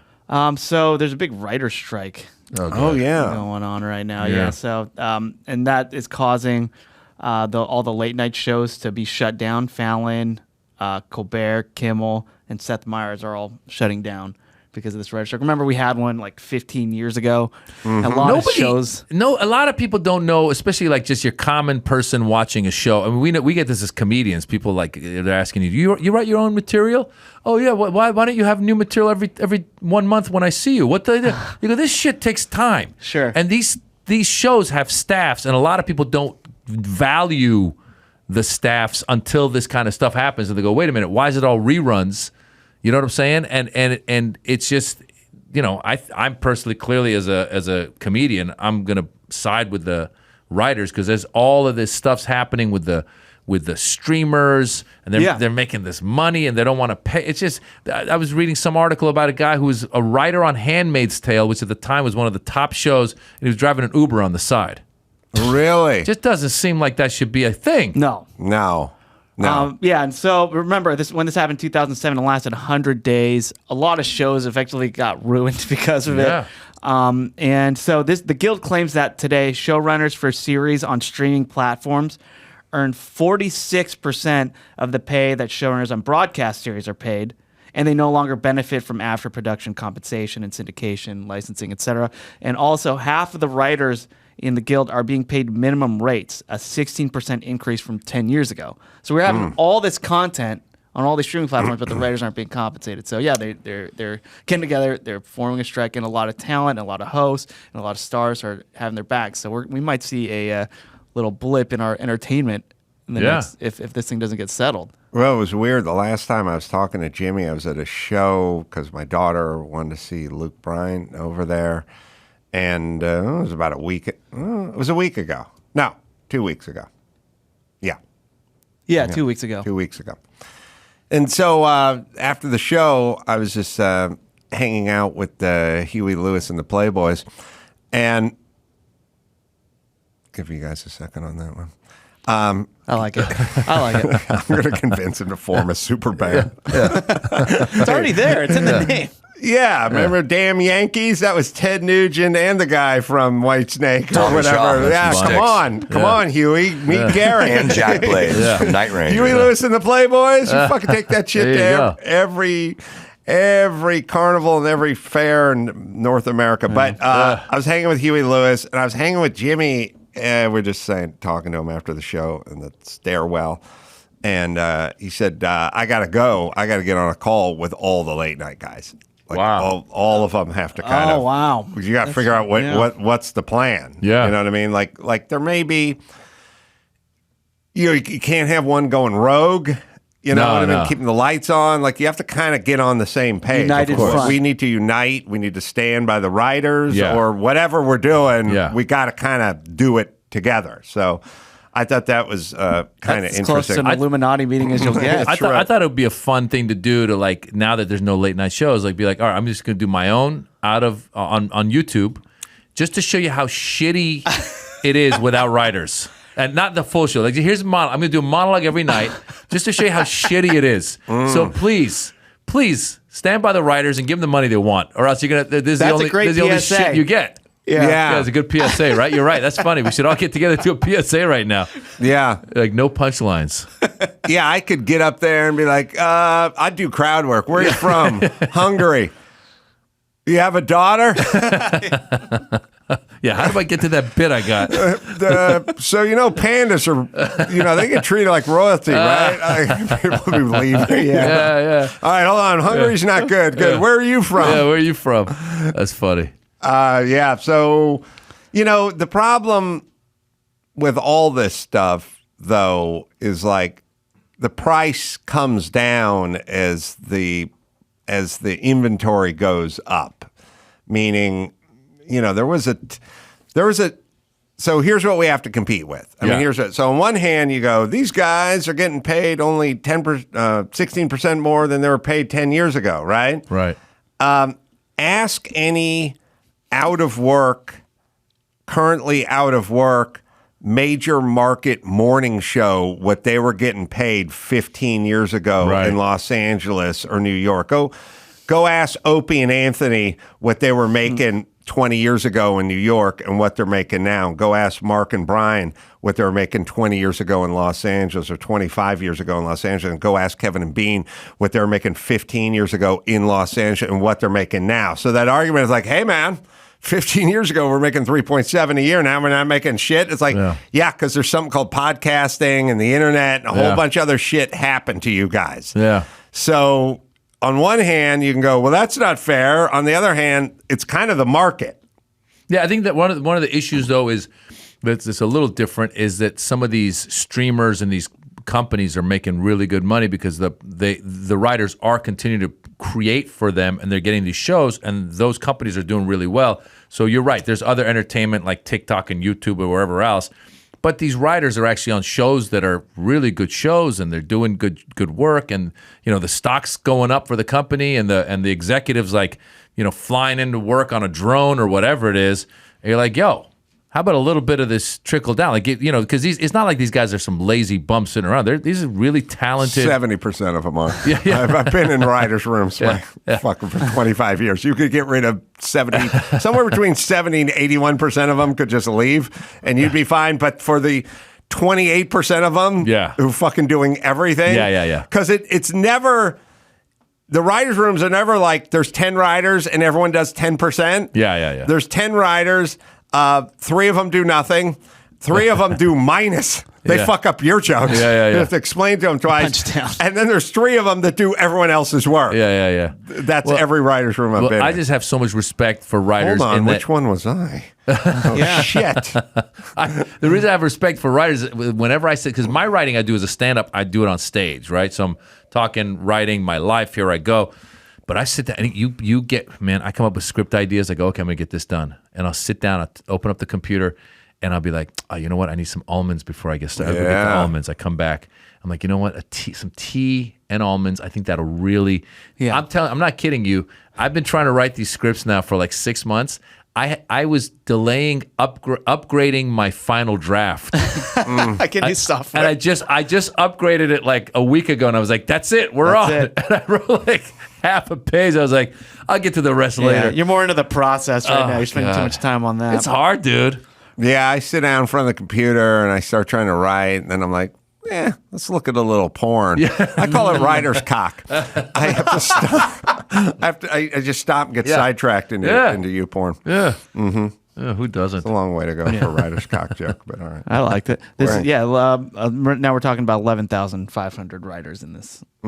So they failed to agree on a 3-year contract that expired at last midnight. So the tough part about staying home or being unemployed as a writer, every other job, like every fireman I know is a carpenter. Oh, yeah. Every mechanic I know who, when that shit shuts down, they go, I'll go weld for a while or go on to a job site or something like that.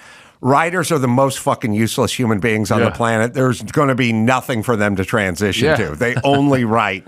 And if they can't do that, it's not like we're going to go raise barns. They do not. There's nothing to transition to. They will simply be staying home annoying their families. Yeah. Tweeting. The tweets are going to go up. Tweets, yes. Yeah. All right, so we were looking at a graph yesterday of all of the people, the rate of people who have left California and New York, and they've pretty much gone to Texas, Florida, mainly Florida. But so New York, there's now a new report. New York's income sank about $16 billion compared to pre-COVID as residents flee at this alarming rate. Yes, I think there's. If you're done or you're paused. When you say New York's income, you mean Manhattan, or are you talking about the all of New York, like the big cities, the tri-borough, whatever? State. But it's probably focused in Manhattan. It might not be. Look, there's a problem that leaders of states and cities aren't really understanding. It's kind of like it's about 8 years ago or 9 years ago or something. Like I moved into a new house and I was like saying to my assistant, "We gotta get the phone guy out. I need a phone." And he's like, "You don't need a phone." And I'm like, "What do you mean I don't need a phone? I need a phone. The phone guy's got to come out. He's got to hook it up. Got to put the jack in the wall. Yeah. I got to get a home number." And they're like, "You got your phone. Yeah. That's your phone." And I was like, "Are you kidding? Get out of here. You can't have a house without a phone in it." And I would like go to the other kids and I'd go, "This guy wants me to move into a house with no phone." And I go, "Yeah, I don't have a phone in my house. That's a phone." Old guys take a while to come around to shit. Yeah. I've lived in California my whole life. You weren't going anywhere. You lived in California. You liked California. That's California. That's it. And as Gavin Newsom said, "Where else are you going to go?" Or as Jerry Brown. Jerry Brown said, 15 years ago, "Where else are you going to go?" Right. They haven't caught on to the fact that people are going, will go. Southwest Airlines. You get a car that you can drive comfortably to Arizona in with the air conditioning and the satellite radio. Yeah. You can live in a nice modern home. You can have your Top Golf and your PF Chang's around the corner. Like they will go. And no one in the cities who people are fleeing from, they're like 8 years behind people leaving, and they're going to have to course correct because this is what's happening. They're going to have to figure out a way to make it more attractive for people to hang out, because I don't know about you, but nobody I grew up with in Southern California even dreamt of moving to Idaho or Montana. Arizona? What are you going to do, shoot a Western? There's nothing in Arizona. Florida was some exotic, maybe it's been Sicily. Like, I don't even know where fucking Florida is. Texas is like, you're going to work on a dude ranch? Yeah. Like, that's all anything was back then. Now it's like, hey, we can go to Austin. As a traveling comedian, I run into this a lot. Like, I'll be in conversation with people all over the world, and when they find out the amount of taxes you're paying and all that other stuff you're talking about, a lot of times you like, and then you find out what they're paying, and you're like, I was in Arizona, and the sound guy at the club had like a Tesla, and I was like, no offense to the sound guys, but I was like, I don't know how much they pay this guy. And I was tipping him over the weekend. I was like, maybe he should have been tipping me. Yeah, right. But you're absolutely right. I mean, I think a lot of people are leaving. I would guess one of the main reasons is just the cost of living here is just really high. Well, in New York, so residents are taxed at variable rates depending on their income, but their top earners are taxed at the highest rate in the nation, 10.9%.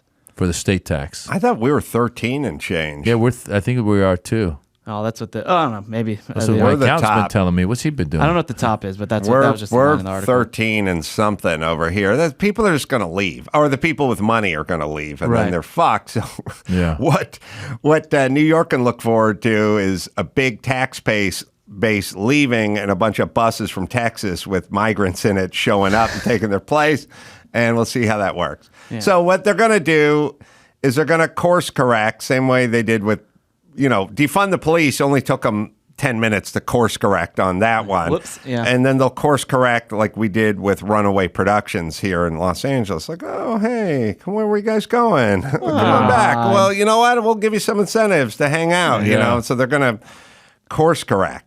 By the way, when you travel, too, you realize, like you were saying, back in the day, it felt like, oh, my God, going to Arizona or Texas or Colorado felt so strange. When you go to these places now, it's like, is not that. I mean, first of all, it's very easy to travel back and forth. The main deterrent for me sometimes when I think about, maybe like I was down in Houston doing shows, I go, oh, this is pretty cool, diverse, all that. And then they go, yeah, but like the storms are crazy and it's the winter, and I was like, maybe I'm not into it. But other than that, a lot of these places are, they seem fine to move to. Yeah, that's the problem. You know? So the blue states or blue cities, we got to course correct. People are leaving. Course That's correct. it. Yeah, and also in other New York news, they're handing out air tag trackers to car owners because of all the car thefts. Oh, no. Yeah. Not a good sign.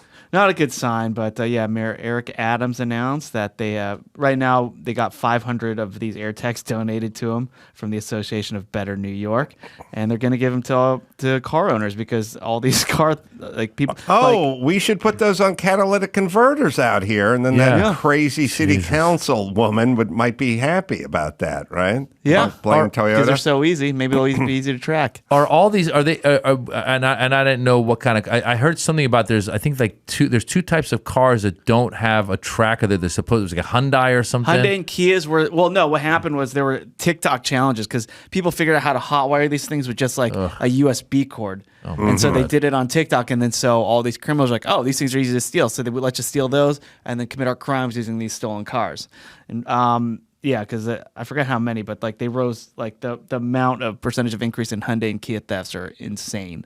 Yeah, yeah. So they're going to be handing out the AirTag trackers. Now, Eric did say this is not a centralized tracking system where we are in charge of tracking someone's car. It's up to you guys to call the police, but this will at least help you guys out a little bit. not a good indicator for civilization. Jeez. Yeah. Yeah, he's great. He gave a great speech about black mayors, which I saw. Did I show you that, Max Pana? No, not on the show. He did I think we have it, right? It's funny because he was complaining about migrants and going to cities with black mayors. But the way he was saying, if he didn't have a context, he was like, Chicago, black mayor. L.A., black mayor. New York, black mayor. And it sounded like he was saying, it was like a racist on Fox saying these are nightmare cities with black mayors I see. in them. But it's kind of, it's funny. It's funny from a cadence standpoint. Let's listen to it. Oh, the sound. Governor Abbott sent asylum seekers to New York, black mayor, to Washington, black mayor, to Houston, black mayor, to Los Angeles, black mayor, to Denver, black mayor. He passed over thousands of cities to land here. I cannot ignore the fact that Governor Abbott sent migrants only to cities with their black mayors and is undermining our cities. Yeah, we're living a black mayor here in Los Angeles. Yeah. But if Rick Caruso was elected mayor, would Abbott still send them? I believe he would. Anyone? He wouldn't it wouldn't be mentioned by listen, Mr. here's the Adams. deal, assholes. If you announce your sanctuary city and you announce all are welcome and no one's illegal and you will be anyone who comes here. But first, all right, play the other clip. So I'm going to go on a fucking jag here for a second. All right.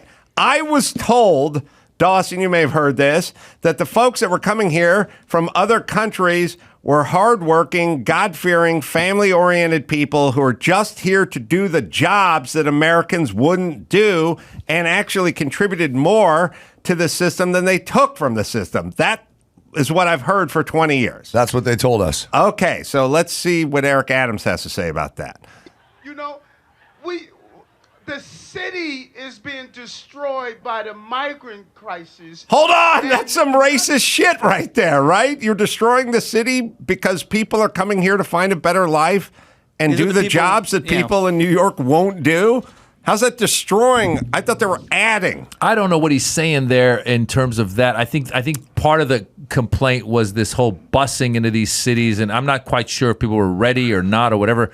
But listen, there's a whole. I think clearly we have a broken immigration system, and one of the things. Well, you slipped through the cracks. I know I got in, but one of the things that somebody had talked about was like, you know, coming together and finding the best solutions. Because, for example, clearly, look, we have asylum laws, right? If you're persecuted in your country, America's a country that says, you know, we will welcome you. And that's actually like, for me, leaving Iran during the part of the time of the revolution, my father would have been persecuted. And so I'm all for that. And then we need other things like somebody was talking about how you get people sneaking over here to work, and then they don't go back because we don't have a system of giving the work permit visa for someone to come back and forth on the border, which would probably be, if the guy could come over, work, and then go back home, he probably would prefer that, right? Yeah, no, I agree with all that. Yeah. I'm saying you cannot announce your sanctuary city and then have people show up and go, what the fuck's going on? You're ruining the city. Yeah. Shut up. Yeah. Because they have no ability to handle all these people. They're just grandstanding, saying they're sanctuary cities. But as soon as a busload of people show up, they have nothing to do with them. And I'm just saying, quit grandstanding. That's all. Right. And fuck you for saying. And by the way, is it up to the governor or the mayor to announce we're sanctuary cities? I don't think most people who voted for them, I don't think whether it's sanctuary city or all homeless need to be treated with dignity. I don't think the people who voted for you want you letting homeless people live on the sidewalk. You're saying it can't be an executive order. It almost needs to be like a referendum. Let's vote. Are we a sanctuary city or are we not? We've voted for you, and then you announce it's a sanctuary city. Right. All right, our next guest is in the hopper. Maz has a heart out because he's got to pick up his daughter, who he wishes was a panda. My panda's but waiting sadly, for me. He's gonna play this panda. She's eating some bamboo at the bus stop, waiting for Maz to come rolling up in the same car sound tech had in Houston. I'm an American man. The sound tech. No, Jesus. I'm moving. The Birds and the Bees, the name of this special on YouTube, and you can go to Maz Jobrani's .com is where you go for all the live show. Maz, always good to see you, my friend. Great seeing you guys. Thank you for having me. We'll talk soon. We'll take a quick break. We'll be right back with someone whose name I'm going to screw up right after this. All right, let me tell you about my friends and a great sponsor, Kion. Now, what is Kion? Well, it's something you put in a glass, powder form, shake it up, drink it down, and it is so good for you. I know, Chris, you've been drinking this. Yes. I've been drinking it for a while, too. Well, you've been working out a lot, which I've noticed. Yeah. When we would travel, you would hit the hotel gym, do some cardio, maybe some weights. Maybe. Yeah. The mood struck me. You definitely do cardio. And so, and you are actually being very regimented with your diet, I've noticed. I've offered you plenty of different offerings. You offered me food today. Food today. You don't take it, which is weird because you used to take it. So you're paying a lot more attention to your health, especially protein. You do have a high protein diet. But the thing about proteins is they only give you 45% of the amino acids that you need. So if you don't have all of the amino acids, then your body starts pulling from your muscles. So all that weightlifting you're doing, all that cardio you're doing is getting pulled away by your body. So in your tone, your muscle definition, all of that. So in order to fulfill that, all those amino acids that your body needs, you need Kion, the supplement. And I should spell it for you, Kion, and you just take a scoop. And they have cool lime flavor, and it's easy. It drinks down easy. They have different flavors. Cool lime. They have a berry one, which is great. They're easy I to got drink. the cool lime in front of me, but yeah, a berry as well. And yeah, it's easier to burn fat, add muscle, provides key health benefits, and also stronger gut health and immunity, which I've been telling you guys about for a long time. You got to get that gut in order.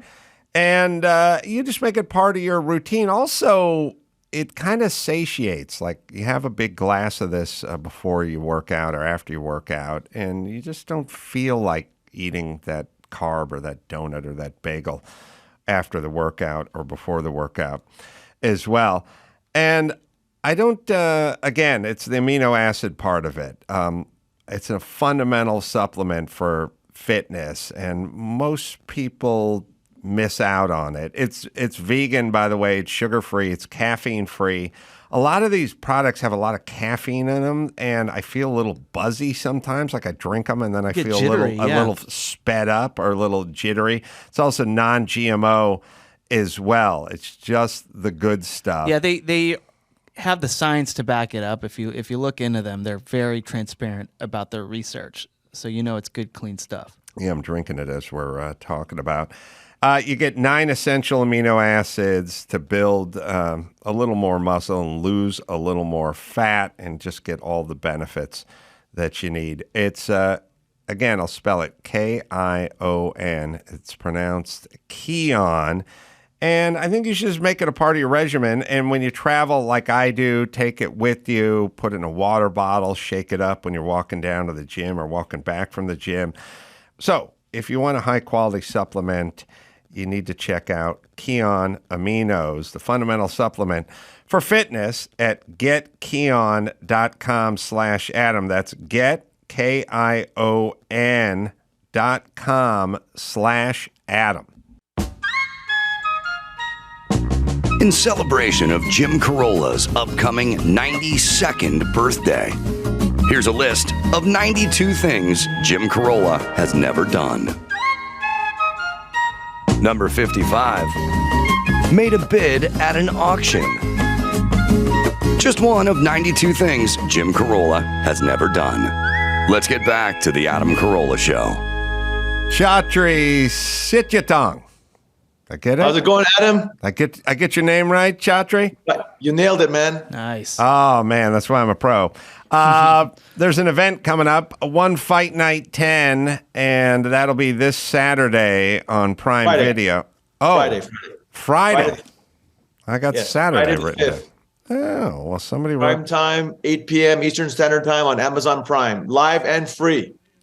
I love that because no more pay-per-view stuff. I gotta say, I paid $75 for the John Jones fight, and I ended up paying about $13 a second to watch that fight.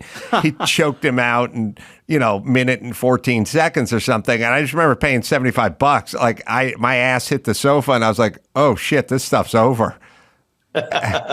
But you can get on Amazon. So Demetrious Mighty Mouse Johnson is fighting, right? Demetrious was probably pound for pound UFC champ for quite a long time a few years back. He was probably more so than anybody else. He was unbeatable for a long span in the UFC, correct? Yes. I mean, I would say most experts would say he's the greatest of all time, pound for pound, and he still holds the record, I believe, for the most title defenses in the UFC. And then he came over to one, and in his first title challenge, he got knocked out, and then he won the title a year later against the same guy that knocked him out. He knocked him out, by the way, both by knees, which is very, very spectacular. And then there is a trilogy fight, and it's going to be amazing, And the little twist that's a big twist, is that DJ says it could be his last fight ever of his storied career. Well, he was such an athlete. His moves, he would do moves that other people couldn't do. It was his athleticism that really set him apart. It wasn't he's a tough guy or he's got a granite chin. It was crazy, kind of Roy Jones Jr.-esque athleticism inside of that octagon. Yeah, you nailed it, Adam. He has unbelievable speed and balance and explosiveness and cardio. In terms of everything you could ever ask, if you could build a perfect athlete, DJ has all the right attributes. And on top of that, his martial arts skills are second to none in every area, whether it's striking or wrestling or submission grappling, or whether it's cage work or transitions. He has the whole package. But you're absolutely right. It starts off with the base fundamentals of he has awesome genetics, but obviously he worked hard to become a world champion. It's just not genetics alone that'll make you a world champion. Well, but the beauty, I think, of UFC, and I think what a lot of people are attracted to, is we just described an unbeatable guy who got beat because he got a knee. And there's so many ways you can lose in mixed martial arts that you have to watch. When I was growing up, Muhammad Ali would get in with some sort of Randall Tex Cobb or some tomato can or something like that. And it's like, there's just no way. There's no way Muhammad Ali's going to lose this fight. It's impossible. And, in other sports, it'd be like when the Patriots were at their most dominant and the New York Jets would blow into town. It's like we already know how this game ends. The question is do they win by 17 points or 21 points? You knew it. UFC, and I shouldn't say UFC, but I should say mixed martial arts. You really don't know. I mean, yeah, that's a beauty of martial arts in general, right? It's you're absolutely right. You could be a favorite. You could be way better than the guy, but at the same time, anything can happen in a split second, in a moment's notice, and that's what's so beautiful about martial arts. Yeah, I was just talking about it the other week, and I haven't gone back and watched a fight, but I mean, like Frank Mir in the heavyweight division, who's a cool dude, comes on the show, was getting pounded on by Brock Lesnar. And then they got on the ground and they scrambled around, and somehow Frank Mir got hold of Brock Lesnar's ankle and was about to break it or whatever, and he tapped out. So it's always there. There's always a possibility. And that's I think that's what's so attractive about it to the viewers. Yeah. How does one championship differ from all the other promotion companies? Well, on the global landscape of combat sports, the two giants have emerged, basically UFC in the West and one championship in the East. We're roughly the same size. Maybe we have a few bigger metrics, and maybe they have a few other bigger metrics in terms of viewership and engagement numbers. And these is according to Nielsen. They came out with an industry report about a year ago on the top 20 largest global sports properties. And it was cool to see that both ONE and UFC were in the top 10 in global rankings, alongside NBA and Champions League and the Olympics at the time. And it's mind-boggling, but it's, millennials and Gen Z, they love their combat sports. And to answer your question, Chris, how are we different? UFC is the world's largest MMA organization, so they focus only on MMA. ONE is the world's largest martial arts organization because we have MMA, but we also have Muay Thai, kickboxing, boxing, submission grappling. So the whole gamut of martial arts disciplines, and as the home of martial arts, Asia's been the birthplace of martial arts for the last 5,000 years. And I started the company a little over 11 years ago in Asia to celebrate the greatest cultural treasure of Asia, which is martial arts. And, so for me, it's like a dream come true to come to the States.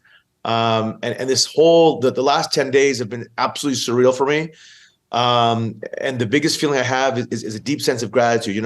At the lowest point of my life, when I was in the States living here, I lived here over 18 years. But when I first came here, when I went to go attend Harvard, I had one suitcase with all of my life's belongings, lived on $4 a day, and my mom eventually, because my mom was homeless, she had nowhere to go. She eventually lived with me in the dorm room. I slept on the floor, she slept on the bed of this really tiny dorm room in Morris Hall. So for me to be able to come full circle, I'm the lucky recipient of the American dream. Only in America can you work hard, do good, and do right, and you can actually make something of yourself. And so I credit the U.S. for my ability to escape poverty, and then eventually go back to Asia and start ONE. And so now it's kind of like full circle that I lived the American dream, and here I am bringing the entire world of martial arts to American fans, and that's just super exciting for me. Yeah. What do you wear? I'm glad that's your attitude, because I'm so tired of politicians talking about how no one has a chance if they're of this ethnicity or that ethnicity because of the systemic racism that's baked into the culture. And it's like, oh, you're fucking killing people, you idiots. Goddamn, worst message you could send to a young person of any color. But I digress. What do you wear in the grappling competition? Are they in gis? Do they have to be in gis? No. What are the rules for grappling?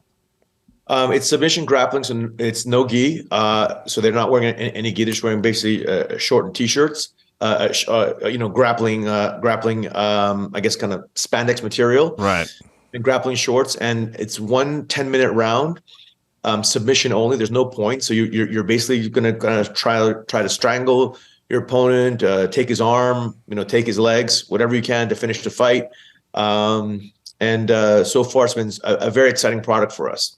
Yeah, I could see that. I think people sometimes think of grappling like kind of a slow dance or something, but grappling with no points and just submissions, that's the real deal. It's power and strategy, and I would really enjoy that. And a lot of UFC fights kind of get distilled down to that sometimes if you have two guys who have that special skill set. So for you did a lot of fighting yourself, right? Yeah, I've been I train to this day. I've been doing about 38 years of Muay Thai. I grew up in Thailand, which is obviously the home of Muay Thai. And I've been a student, competitor, teacher, coach, and now CEO. And I've been doing jiu-jitsu for about 16 years. So basically a lifelong martial artist. This is my greatest passion in life, martial arts. And I'm obsessed, so everywhere I travel around the world, even in Denver here, I'm here. I just landed today and I'm going to go train later this evening. I train 5-6 times a week. Doesn't matter where I am on the planet. It's just an obsession of mine. Yeah, this thought just popped in my head, but people should know, like, I just got back from an Airbnb in, I don't know, Palm Desert. Where was I? Palm Springs India? Or something like India. And it was 120 degrees outside. And I was like, I would like to get some exercise. And normally I'll go for a huge walk. I'll walk for 5 miles or something. But it's 120 degrees outside. But I used to box, and I can always shadow box. I can always go into the hotel room, no matter how small it is, turn on the TV set, put my timer on my phone, and just do intense shadow boxing, which you don't have to go anywhere. You don't have to be anywhere. And I think people should think about forms of exercise where if your hotel doesn't have a gym, or it's snowing outside, or you get there too late and it's dark and you don't want to go out on the street or whatever it is, you can do that. You can do that workout. It's not going to be hitting a heavy bag or sparring, but you could probably go through all your shit in that hotel room right now and get 80% of your workout in, right? Yeah, for sure. I mean, I agree. That's the beauty of shadow boxing. It is tiring. If you just keep at it, it depends on the intensity, of course, but you can get a reasonable workout just shadow boxing. Oh, you can wear yourself out. I'm here to tell you, if you kind of keep up the intensity level on it and you don't really take rounds off, you have to kind of picture yourself in the ring with an opponent where you couldn't just kind of hang back for 30 seconds. You have to kind of keep the intensity, but you can do it, and you'll burn some calories, but you'll also unknowingly sharpen your skills, because sometimes when you go in the gym and you just put the gloves on, you just start wailing away on the heavy bag. You find yourself sort of wailing away sometimes, and the form loosens up just a little bit. Yeah, for sure. I mean, that's why, in Muay Thai, we often will have a big mirror, in the gym, so that when you're shadow boxing, you can, always make sure your form is on point, your technique's on point. And of course, just being able to see the details. So 100%, if you're only just hitting a heavy bag and not paying attention to what you're doing, you can definitely start getting sloppy and over a period of weeks, right? You could start having not as sharp fundamentals. Yeah, you cement in bad repetition, and then that starts to push out the good form, and that becomes your bad form. Like doing a bad golf swing for 2 weeks and then going and trying to play golf, What's with Muay Thai does the ribbons, right? And I don't know what they're called. I'm calling them ribbons, but I see the Thai fighters with the... Yes, it's called prachiet. This is basically, it's cloth, and you typically roll up, your parents' hair as a good thing, or other amulets where we want to honor, when you're in the ring, on each side, you carry with yourself, a part of your heritage. It's a very spiritual thing. Muay Thai is obviously one of the foundational martial arts in MMA. You see, right? Obviously, whether it's ONE or UFC, in the sport of mixed martial arts, most MMA fighters use a base of Muay Thai. But that's kind of like an internationalized version of Muay Thai. Adam, exactly what you talk about. In traditional Muay Thai, when you see in Thailand, they wear the prachiat, they wear a headband when they enter the ring, and this headband is basically, to honor their teacher, and so there's a lot of spiritual attributes to Muay Thai. What would this be considered bad form? If I said, like, I'm going to do a Muay Thai fight, and I've taken some of the ashes of my beloved grandfather and I've sprinkled them over my ribbon, and I'm going to tie it above my bicep, and then the other guy kept punching me in grandpa. Like, he kept aiming for the heritage. You got a couple of your mom's hairs in there. You got a couple of your dad's whiskers in there. Really hit him where it and hurts. someone just kept hitting like he was beating your ancestors up. Does it ever happen? Is there shit talk in Muay Thai? No, at least not in Thailand, right? Again, if you look at in Thailand, Muay Thai is our national treasure, and it's really seeped in the history of the country. And so it's very revered, if you will. And so, even the highest levels in the world, there's just no trash talking. It's about respect. It's about honor. It's about humility.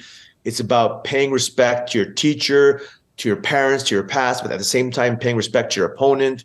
It's truly an art, where you've perfected it over, years and years, thousands and thousands of hours of training to forge the mind, body, and spirit before you enter the ring. Is trash talk, is that uniquely American? Did we come up with that? Yes. It definitely, in the world of martial arts outside of America, you have far less trash talking. And if there is trash talking, it's really focused on, your opponent's cardio or your opponent's looks or your opponent's, technique. What we seem to see here in the States is that trash talking goes into religion, family, politics, or whatever it is, anything to rile up your opponent. And that for me is not authentic martial arts, Adam. I know it sells pay-per-views, but it takes away the true meaning of martial arts. Why do millions of parents send their kids to martial arts schools all over the world? And not just in Asia, in the States, everywhere. It's because they want their kids to be bully-proofed, but they want their kids to learn about integrity, humility, honor, respect, courage, goal setting, work ethic, all these incredible values that martial arts espouses. And somehow that's kind of lost in the shuffle of American pop culture when they see MMA. If you had one discipline that you hoped your kid could learn to be bully-proof, you got boxing, you got wrestling, you got Muay Thai, you got jiu-jitsu, what would be the one discipline that would sort of be most like a Swiss Army knife, just sort of universally good, 13 years old, on the schoolyard with the bullies? I would guess jiu-jitsu, but you tell me. Yeah, no, I agree with you. So my foundation, my base is Muay Thai, and I've been, again, doing it for 38 years, and jiu-jitsu I've only been doing for 16 years. But in a one-on-one self-defense situation, hand-to-hand combat, i.e. a school fight, jiu-jitsu works amazingly well. Where jiu-jitsu doesn't work so well is that when there's a buddy and his friends, then I wouldn't take it to the ground, because if you take the guy to the ground, his buddy can just come kick you in the face. So in that case, if you're having multiple attackers, then Muay Thai is a better option. So you really need to have the right skills for the right circumstances, the right situation. It's definitely not one size fits all. But again, if I had to choose one, I would say yes, jiu-jitsu. But I think anyone who has a combination of jiu-jitsu and Muay Thai, or wrestling and Muay Thai, would do very well, because you have the stand-up taken care of, you have the ground taken care of. But you never want to go to the ground. In a fight, you really never want to go to the ground. That's kind of a last option. just because, again, if there's a buddy and his friends, and you can be kicked and stomped on while you're on the ground trying to beat up, the person who's picking on you. What's the difference? I've never thought about it between kickboxing and Muay Thai. I would guess Muay Thai is a little more leg oriented, but are there striking rules in Muay Thai? Whereas kickboxing is just boxing from the waist up? So kickboxing is, kicks and punches primarily, and a little bit of knees where you're allowed to not clinch, but you're allowed to throw one knee. You have 2 seconds if you're in range.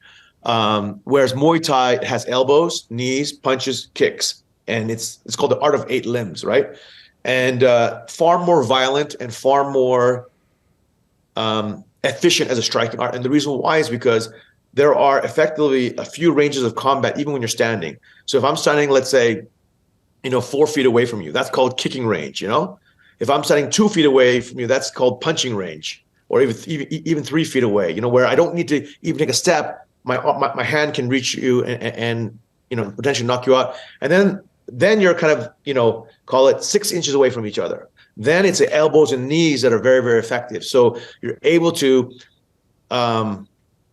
you have a toolkit for whatever range of combat you're in.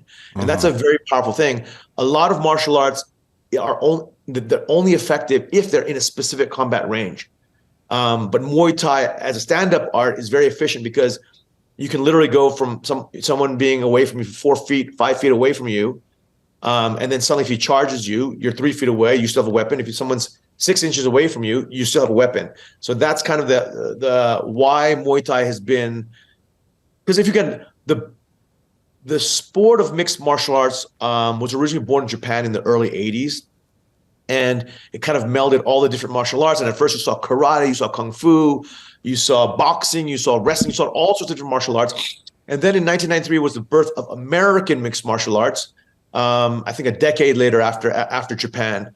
And that was also old school karate versus wrestling, or boxing versus kung fu, whatever it is. And over time, on both sides of the planet, it's slowly been proven that the best foundation is a combination of wrestling, boxing, Muay Thai, and jiu-jitsu. And usually the best, the world champions will all have some level of Muay Thai as their base and some level of jiu-jitsu as their base on the ground. Yeah, mixed martial arts has covered so much ground in such a short period of time in terms of skill and technique. You especially see it in the women's division. 15 years ago, you probably wouldn't have wanted to watch females do mixed martial arts because the technique was bad. It just sort of seemed like a drunken cat fight. Now the women's technique is just as tight, if not tighter, than the dudes, usually because they're a little more smaller and they're compact, and anyone who's a little more compact is going to have tighter form. It's just in the motion. But you've seen so much progression in such a short period of time. I'm kind of wondering, what do you think's next? I don't know how much tighter, how much better these guys can be. And it's pulling in elite athletes now versus bouncers and, just big barrel-chested dudes who Tank Abbott and guys like that who are just sort of badasses with goatees. Now we're getting athletes. Definitely in the world of martial arts, it doesn't matter whether it's MMA or Muay Thai or kickboxing or grappling. There's an inverse relationship to your weight class and your technical refinement. Right. It goes exactly what you said. The heavier you are, the more lumbering you are. Right. If you're 250 pounds of muscle, you might have a lot of power, but your cardio, because every human heart is the size of a fist, doesn't matter your size. Your cardio is gonna be less than that of a 140 pounder. But also your balance, because you're carrying so much weight that when you're exploding, to recenter that balance, it's very difficult. So for a variety of reasons, heavyweights just don't have as clean and sharp and refined of technique as much as the lower weight classes. And I agree with you now with the rise in athleticism in combat sports. You're seeing better and better athletes who would have gone to soccer, or who would have gone to basketball or who would have gone to whatever sport they're in, baseball, are now being attracted to, the combat sports because of how popular it is around the world. But I agree with you. One of the reasons why, one of the faces of one is a woman named Angela Lee. She's an Asian American superstar and the youngest female world champion. The youngest world champion, male or female, in the history of martial arts for any global organization. She won the world title at 19 years old. She's still the current atom weight world champion. So she weighs 115 pounds. And she's just an absolute killer. If you go to YouTube, any of the viewers here, go to YouTube, type in Angela Lee. She's from Hawaii. She started the sport of mixed martial arts when she was 3 years old. She's a black belt in Taekwondo, black belt in Jiu-Jitsu. She's done Muay Thai. She's done wrestling. I think she was a Hawaii State wrestling champion, pancration world champion. She's done like all these different martial arts since she's 3 years old. And she's a phenomenal athlete. And so what you're seeing more and more is in the olden days, it was like you were good at one martial art and then you just learn another martial art. Right. Today, kids are literally learning every single discipline from 3 years old. So it's like they're going to be ambidextrous. They can write with their right hand, write with their left hand. Doesn't matter. It's crazy. Yeah. The kids nowadays are crazy. I was going to say, it's like you can learn 5 languages. You just have to start when you're 5. You try it when you're 45. Yeah, exactly. You're screwed. All right, let me give you a plug here. One fight night 10. It's Johnson versus, how do we say this? Moraes? Moraes. Trilogy fight. It's a trilogy fight. They're both 1-1 and both ended with a knee. That'll be this Friday on Prime Video, and it's free if you have Prime Video. So 8 p.m. Eastern Standard Time. But what makes this event so fun and unique, Adam, is that we have 3 world titles across 3 different disciplines. So yes, mixed martial arts is the main event, but co-main is a Muay Thai war between world champion versus world champion. Rotang, straight out of Thailand, he's the current 1 flyweight world champion against WBC world champion Edgar Tabarez from Mexico, i.e. Cinco de Mayo. And then in the other co-main event, we have Mikey Musumeci versus Osama, the 2 greatest no-gi grapplers of their weight class, world champion versus world champion. And so if you love combat sports, if you love fights, if you love martial arts, you're going to get the very best of the best on the planet across these different disciplines from all over the world. We're bringing the world of martial arts and introducing it to American fans for the first time on ground, live and free on Amazon Prime, 8 p.m. Standard Time, May 5th, this coming Friday. I'm going to watch it, especially interested in the grappling part of it. Chatri, thank you so much for joining us. Thank you, guys. I appreciate it. Love your Take story, care. man. All right, let's see. You can see me in Las Vegas coming up May 11th, and then again at Jimmy's Club. I don't know. Go to adamcrow.com for all that. You're there once a month. Oklahoma City coming up May 19th and 20th. Then off to New York City, Sony Hall for my birthday, May 26th and 27th. Go to adamcrow.com for all the live shows. And until next time, this is Adam for Chatri and Maz and Maxapata saying mahalo. Get yourself a copy